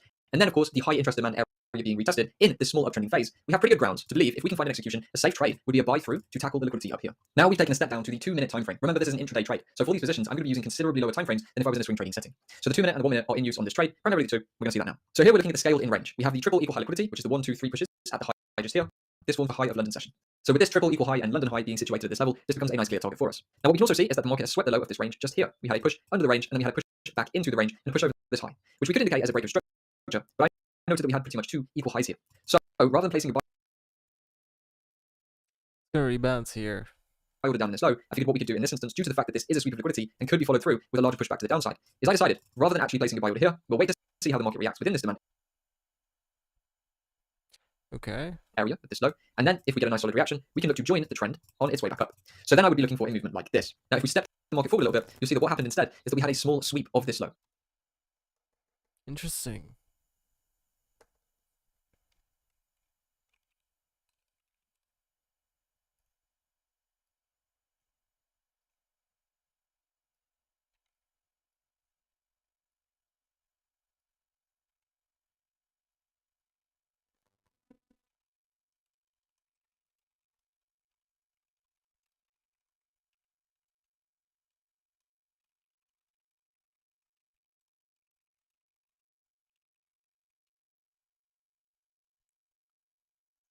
And this is why I opted not to go for a buy limit. Because we have this equal high liquidity swept, we often see the market sweep liquidity back and forth as we've already covered. So I understood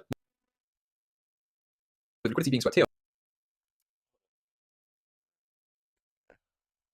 Yeah, should be fine.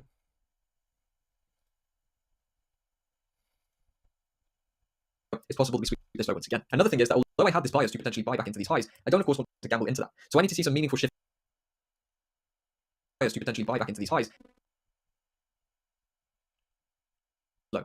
And this is why I opted not to go for a buy limit. Because we have this equal high liquidity swept, we often see the market sweep liquidity back and forth as we've already covered. So I understood with liquidity being swept here, it's possible to sweep this low once again. Another thing is that although I had this bias to potentially buy back into these highs, I don't of course want to gamble into that. So I need to see some meaningful shifts in the trend for me to do that. Now if we consider this break under the low of the range, yes, it looks like a liquidation because after breaking the range we had this big rally up, but this could potentially be in the opening into a new downtrend.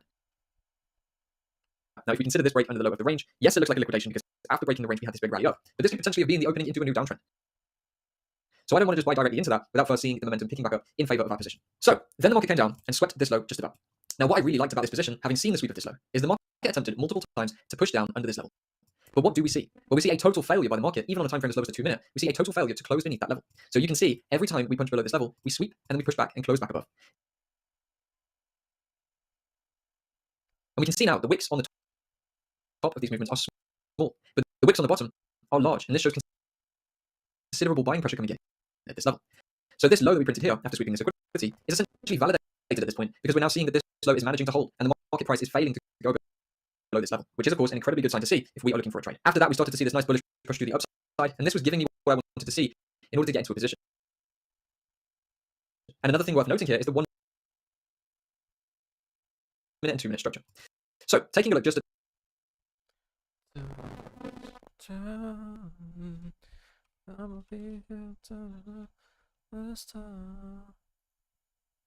if the world was ending, I'd rather be next to you. Ooh, if the pattern, I wanna be next to you. I wanna hold you just for a while. And then with a smile, if the world was ending, I'd rather be next to you.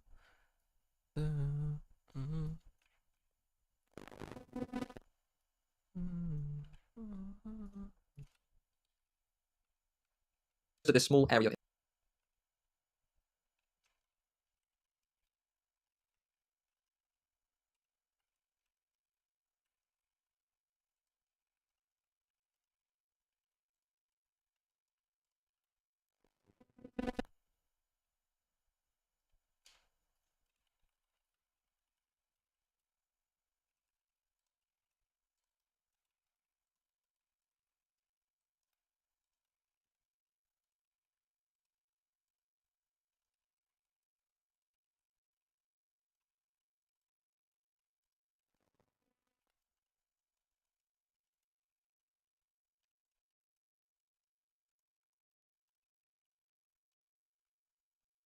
in the market. What I wanted to see in order to get into a position. And another thing worth noting here is the 1 minute and 2 minute structure. So taking a look just at this small area in the market, we can see we had a lower low just here. The market came and formed a lower high. Then we had another lower low. As you can see, this low is lower than the previous ones. Then we had a push up, which formulated a higher high. Now, this is, of course, low time frame structure, but we are looking for low time frame structure. So what we saw here was a break in this 1 minute trend. And of course, with the momentum factors that we just considered, the market is, of course, low time frame structure, but we are looking for low time frame structure. So what we saw here was a break in this 1 minute trend. And of course, with the momentum factors that we just considered, the market totally failed to close under this low. And each of these large wicks and this drive that we've seen is showing us that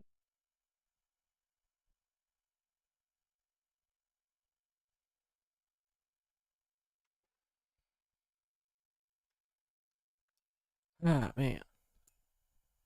a lot of buying pressure is coming in under this low. So we're starting to see the buying momentum that we want to see. And now Shit. Fucking chair is like fucked. I don't know. But it's all good. the doors are essentially open to the upside target that we wanted to see. Hmm. So what we could do in an instance like this is begin placing buy orders. We could actually mark out demand, which would be around this point here, and then we could place a buy if the market came back into this level. Now, I personally didn't do that. I waited for kind of a secondary confirmation. It's a bit of an auto block here, so it's not really high probability, but that's a job. Because you see this basically had the manipulation. We have a distribution like right after. This is a high probability auto block. It just like drop towards this at this fair value gap, retest us.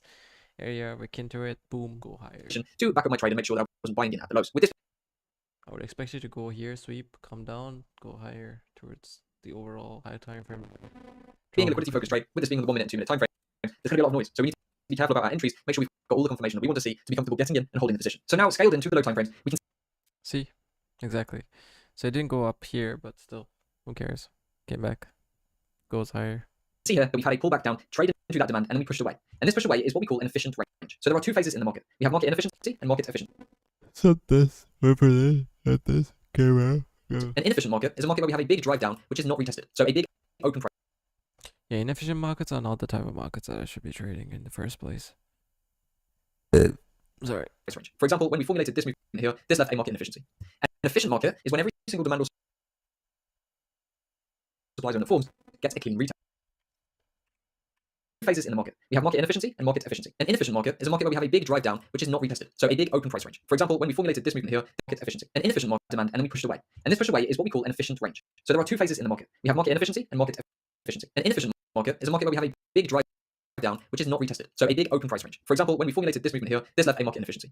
An efficient market is when every single demand or supply zone that forms gets a clean retest. And we can see in this example that we have demand, push away, pullback, retest. Then we formulate new demand, we have a push away, a pullback, and a retest. So every time we formed a demand and then traded away from it, we came back and retested that demand comfortably. Essentially like stepping upwards. So it tests, it basically pulls back towards demand level, sort of validating the fact that it's basically offering fair value and it's balancing things out. So therefore, it's basically like stepping stones, like you said, like you mentioned over here. So over here we have it's drawing towards this. Maybe sweeps of liquidity, taps, goes higher, taps, goes higher, sweeps, taps, goes higher. Goes higher, goes higher, goes higher. My bad. I'm tweaking right now. Now, an efficient range is good to see because this shows us the market is respecting the orders and moving in a clean flow of orders. With the market then coming up to tackle these highs for a 1 to 3rd time here, I start to see that the market Equal highs. is definitely looking to take on these highs. Now, every time the market trades towards a higher or low level, that level gets weaker because that tells us that the market is continually attempting to push against that level. And while it's been rejected so far, if it continues to push at the level, it shows us a lot of momentum pushing towards that point, and it's unlikely to hold for a very long time. So now, It's a lot of hands pushing through the wall. This is a wall. There's a lot of people starting to come in, sort of hit it, break through it. The is getting weaker with the more number of equal highs. There. It could go both ways. If it's a manipulation, then good. Either way, if there's a good bias on the higher time frame context based on the narrative overall, could expect price to pull back towards like a fair value gap, and then go higher from there towards whatever the draw on liquidity is up. up here. There's a good draw here. So you can like tap and then go higher. Ta-da-da-da-da. In terms of the trade thesis, we have a sweep this low, failure to close below, buying pressure coming in and kicking in and pushing the market up. We had this change in the 1 minute trend at this point. Now we've had a clean demand. I just realized there's a fucking bottle in front of my camera. I have the thing on performance mode, so I can't really see what's going on. I have to sort of have it going. So yeah, it is what it is, but it's okay. It's all good. Retest followed by an efficient market up. So now, in terms of the trade thesis, we have a sweep of this low, failure to close below, buying pressure coming in and kicking in and pushing the market up. We had this change in the 1 minute trend at this point. Now we've had a clean demand retest followed by an efficient market range, which is now pushing out high for the third time, indicating to me that this is going to be a weak high and will give way to the market soon. So at this point, I'm happy to execute a trade. So my personal position was executed at 1.06374. My stop loss was at 1.06340, which is just there. Now why was my stop here and not in the low? Well, the theory that I had here was, because we're in an efficient range, and this is another way that these efficient markets can become useful, there is no reason for us to trade back down into this low unless I'm incorrect about the trade. In fact, that does mean that I could have actually scaled the stop in 340, which is just there. Now wait, so my personal position was executed at 1.06374. My stop loss was at 1.06340, which is just there. Now why was my stop here and not in the low? Well, the theory that I had here was, You could consider auto flow and execute it somewhere like here. because we're in an efficient range, and this is another way that these efficient markets can become useful, there is no reason for us to trade back down Yeah, I mean you could use this level because it's already into tested this low over here. unless I'm incorrect about the trade. In fact, that does mean that I could have actually scaled the stop in to pretty much just under this low here. So Under this low, yeah, there we go. I could have had a stop loss pretty much at 345 quite comfortably, which would have been less than 3 pips. Now, to be honest, because the majority of the trading accounts I use are 1 to 30 leverage, 3.5 pips maxes out the margin I have available anyway, just to risk 1%. So there was not really much point me bringing the stop loss any smaller, as I have to use a 1 to 30 less under this low here. So I could have had a stop loss pretty much at 345 quite comfortably, which would have been less than 3 pips. Now, to be honest, because the majority of the trading accounts I use are 1 to 30 leverage, 3.5 pips maxes out the margin I have available anyway, just to risk 1%. So there was not really much point me bringing the stop loss any smaller, as I have that leverage restriction that won't allow me to get the full 1% risk on if I bring the stop lower. So the trade so far, we have an entry from just up here as we tackle these highs for the third time. We have a stop loss below the efficient range here because there's no reason the market should get down there unless I'm wrong about the position, in which case I'd rather be stopped out and get out of the trade. And then targets wise, well, you already know where the targets are going to go. Those targets are pushing for this high, which is the triple equal high level, 1, 2, 3, the high of London session, where the market is formulating a lot of liquidity. We can expect to see this range filled before we lead into either sweeping the previous daily high or reversing from this high.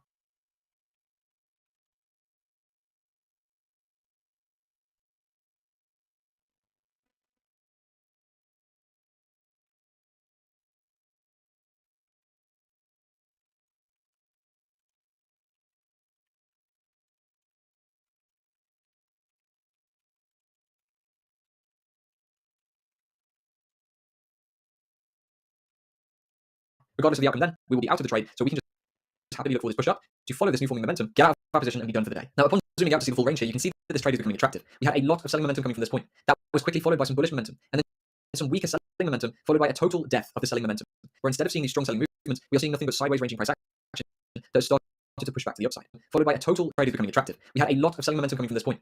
That was quickly followed by some bullish momentum, and then some weaker selling momentum, followed by a total death of the selling. We had a lot of selling momentum coming from this point. That was quickly followed by some bullish momentum, and then some weaker selling momentum, followed by a total death of the selling momentum. Where a lot of selling momentum coming from this point. That was quickly followed by some bullish momentum, and then some weaker selling momentum, followed by a total death of the selling momentum. Where instead of seeing these strong selling movements, we are seeing nothing but sideways ranging price action that has started to push back to the upside. And the significant wicks we're seeing on the downside, continual attacks at this same level here, show us that this momentum is really picking up from the buyer's perspective, and we are actually starting to see the battle shift from selling control into buying control. So the overall return for this trade was 3.38R from my exact execution, stop loss, and target. See the full range here, you can see that this trade is becoming attractive. We had a lot of selling momentum coming from this point. That was quickly followed by some bullish momentum, and then some weaker selling momentum, followed by a total death of the selling momentum.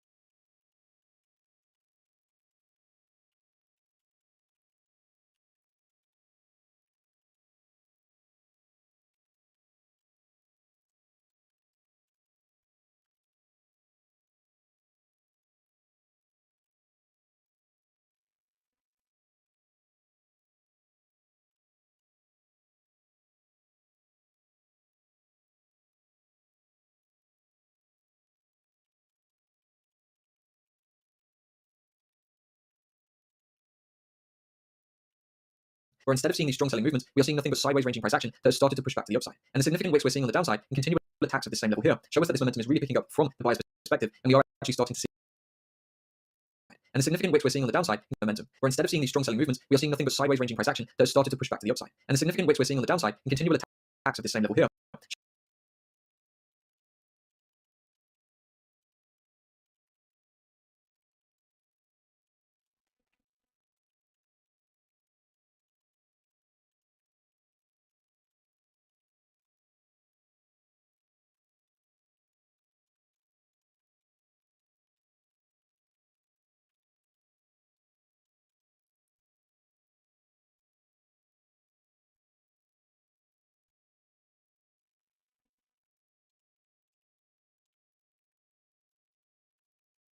show us that this momentum is really picking up from the buyer's perspective, and we are actually starting to see the battle shift from selling control into buying control. So I'm gonna have this a little organized, so what I'm gonna do here is just... There we go. the overall return show us that this momentum is seeing nothing but sideways ranging price action that has started to push back to the upside. And the significant wicks we're seeing on the downside and continual attacks at this same level here show us that this momentum is really picking up from the buyer's perspective, and we are actually starting to see the battle shift from selling control into buying control. So the overall return for this trade was 3.38R from my exact Happy 25th of August, guys. I don't know. I just saw the time go towards August. I'm in 25th, and I just decided to celebrate the mere fact that we're still alive. Ha ha ha ha. I'm so grateful and happy and joyful and amazed to be alive. Because life is great. Life is amazing. Fuck. Because life is great.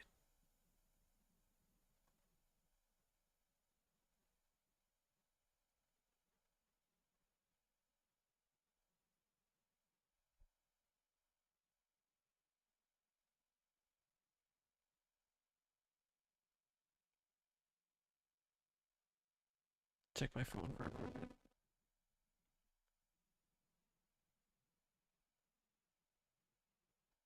The fuck is going on? Alright. execution, stop loss, and target. I'll post a screenshot from when I first got into the trade, just here somewhere so you can see that. Now let's allow the market to play out. So we started to get a very nice push towards our targets. Now at some point on the way up, around here I believe, we did start to stall out. So we saw a little bit of resistance from the supply zone just here. And for this reason, I ended up closing some of my trade around this point. I closed at around 1% just there, and then if the trade had filled the rest of the target, the remainder of the position I'd be holding would have been a 1.6 position. Trade at around this point. Here I believe, we did start to stall out. So we saw a little bit of resistance from the supply zone just here. And for this reason, I ended up closing some of my trade at around this point. I closed Supply level retest.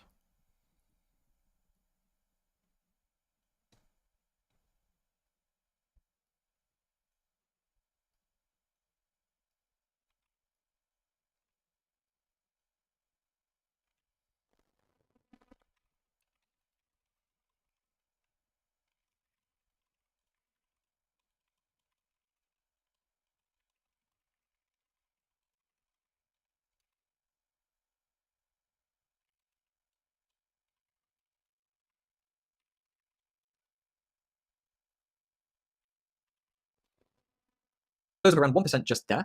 And then if the trade had filled the rest of the target, the remainder of the position I'd be holding would have been a 1.6 position. So that is why I got around 2.67% out of this trade, because I was preparing myself for if the trade doesn't want to continue, I'd rather be out. So at this point, I've got two things in mind. I am out of some of the position for minimum 1% in profit, and I have my stop roll to break even. So at this point now, I have to be out. So at this point, I've got two things in mind. I am out of some of the position for minimum 1% in profit, and I have my stop roll to break even. So at this point now, I have no risk left on this trade. If the market decides to come back to entry, I'm out for plus 1%, which is obviously a positive outcome. And if the market does continue up towards the target, well, then I'll be out for the full 2.67. And this market did play around for some time. It didn't drive directly towards my targets as I wanted it to, but it didn't take too long for the market to start picking up once again after making a small pullback and sweeping this low. And then after drive directly towards my target, obviously a positive outcome. And if the market does continue up towards the target, well, then I'll be out for the full 2.67. If the market decides to come in mind, I am out of some of the position for minimum 1% in profit, and I have my stops roll to break even. So at this point now, I have no risk left on this trade. If the market decides to come back to entry, I'm out for plus 1%, which is obviously a positive outcome. And if the market does continue up towards the target, well, then I'll be out for the It's retesting this level, this fair value gap, taps back and then goes higher. 2.67. And this market did play around for some time. It didn't drive directly towards my targets as I wanted it to, but it didn't take too long for the market to start picking up once again after making a small pullback and sweeping this low. And then after a little bit of fuss, we did start to move towards the targets. And as you can see, we kind of formulated that same price action again on the way up, where we had this high, we tackled this high again. The third tap of this high, the third push towards that high, what did we say? Every time we attack a level, it gets weaker, and it was the third time that was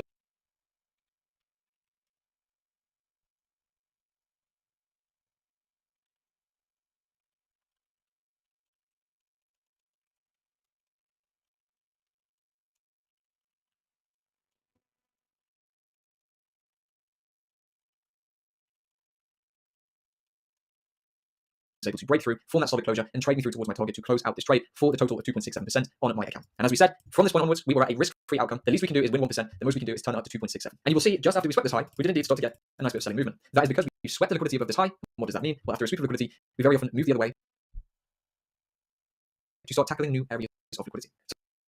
So here's the position when it was finalized. And here's that exact same position in my MetaTrader account. And here's the profits that I made from that position. Now, there's one more thing that I want to cover in this video, because obviously anyone can win an individual trade. So what I want to do is show you some of my results from the past 3 months, so that you can see this is not just a fluke, and these are consistently profitable trades that you can be taking to create a career in trading. What we can see is a 16.2% return, so a 16% profit, with a 1.85% maximum drawdown. Meaning, in order to make that 16%, I never even exceeded 2% in drawdown, highlighting the safety and effectiveness of the system that you've just looked at. Now, in generating the 16% profit, I've only been right just over half the time. 53% is the win rate for this account over the past 3 months. And as you can see by looking at the average loss versus the average win, we're trading with around a 5.85 average risk versus reward ratio. Meaning when we win generally 5.8 times more than we lose when a trade goes bad. And all of this is equated to an 8.75% return factor, meaning I've made 8.75 times the maximum that I've lost. So I've made 16.2% for a total risk or loss of only 1.85%, not even 2% drawdown. And my ability to keep drawdown to an absolute minimum leaves me with a less than 0.01% risk of ruin. So when we look at the statistics altogether, there is less than a 0.01% chance that I get into even 10% drawdown in this account. And this is why I want to point out how important it is to get real with your trading if you want to trade full time. Now, right now you might be chasing 10%, 20% daily returns, or even just monthly returns, but you're probably having swings of 5 or 10% quite regularly. Now, there is literally a 1 in 10,000 chance that I go 10% into drawdown with the way that I trade. So if you're hitting 10% swings up and down every week is really not good for a long-term sustainable trading career. You want to have dialed in consistent small returns with absolutely controlled losses that really cannot get out of hand, even if they really tried to. And I want to emphasize that you do not need wild returns in order to trade successfully. I want to highlight the math on the 16% return, just so you can see how effective this is and how easy it is to turn this kind of trading into a full-time career if you get realistic with trading, ignore all the bullshitters, and focus on reality. With a $100,000 account, if you had made a 16.2% return like I have over the past 3 months, you would make $16,200. Now, already that's probably beating what you make in a job in 3 months. But let's turn it up a notch, because you probably don't just have one account, or you don't have to settle with one account with the amount of funding that's available nowadays. So if you were to double the funding you had, you would have $32,400 in profit from the very same percentage return.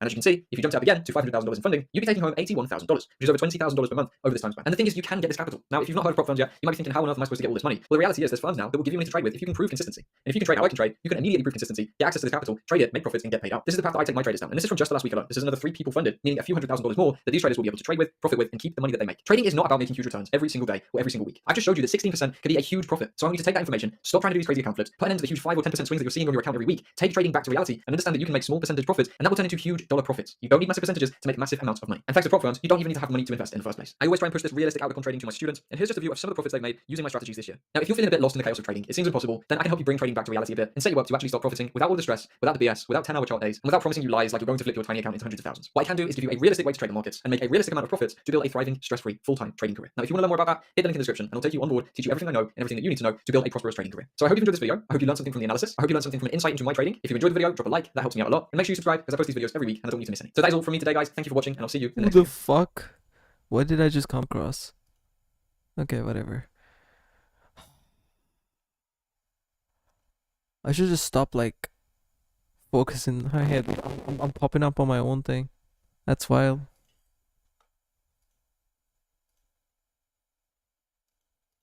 I'm popping up on my own thing. I'm just watching me. That's crazy. I was gonna say yo, what's up in the chat. That's literally me from my my alt account. How you doing, man? I'm literally typing and I'm like reverse. I'm sort of reverse engineering this shit at this point. Anyways, I think I'm tired as fuck right now, obviously. I'm gonna sort of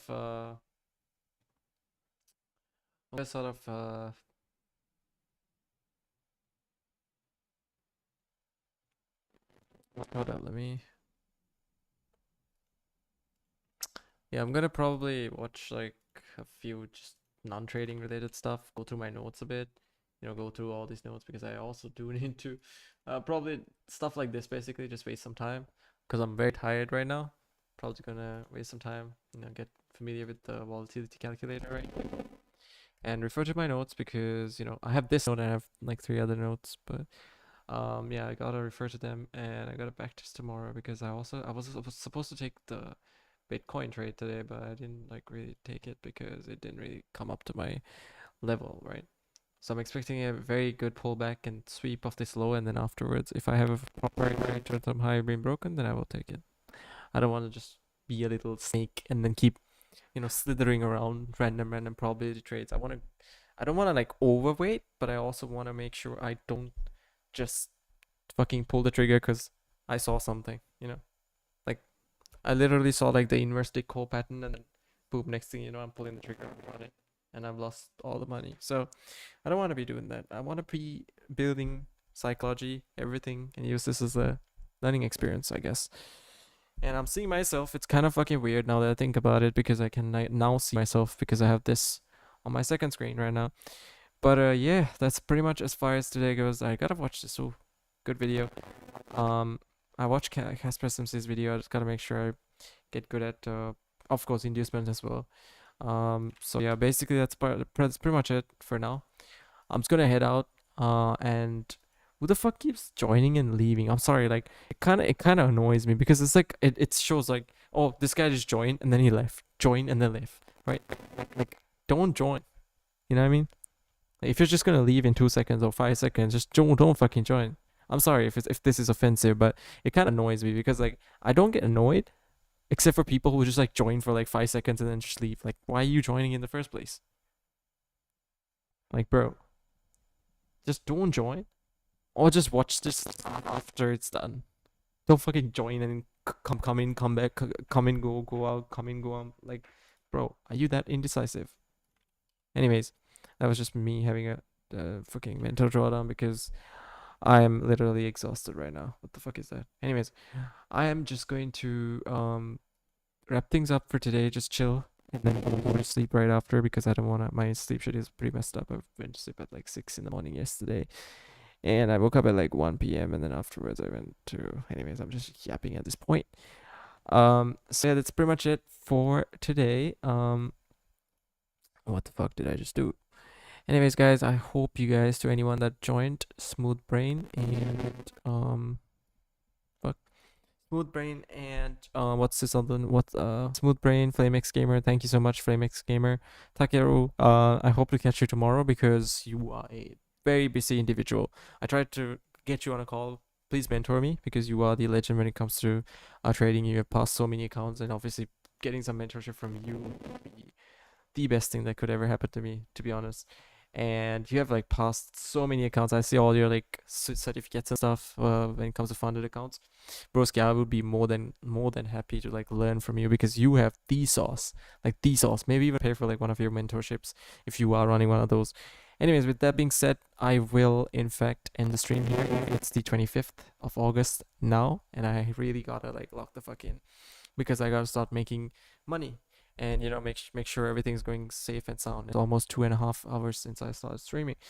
Anyways, that's pretty much as far as right now goes. I'm just journaling and overall getting better at the process of trading, and I just hope to become a profitable trader in a hopefully not a long time, because I just want to keep backtesting, improving every single day, and committing to this for this, especially during this part of my life, just committing as much as possible to this specifically, so that way I can always I can basically improve as much as possible. That way I can become the best trader that I can possibly become.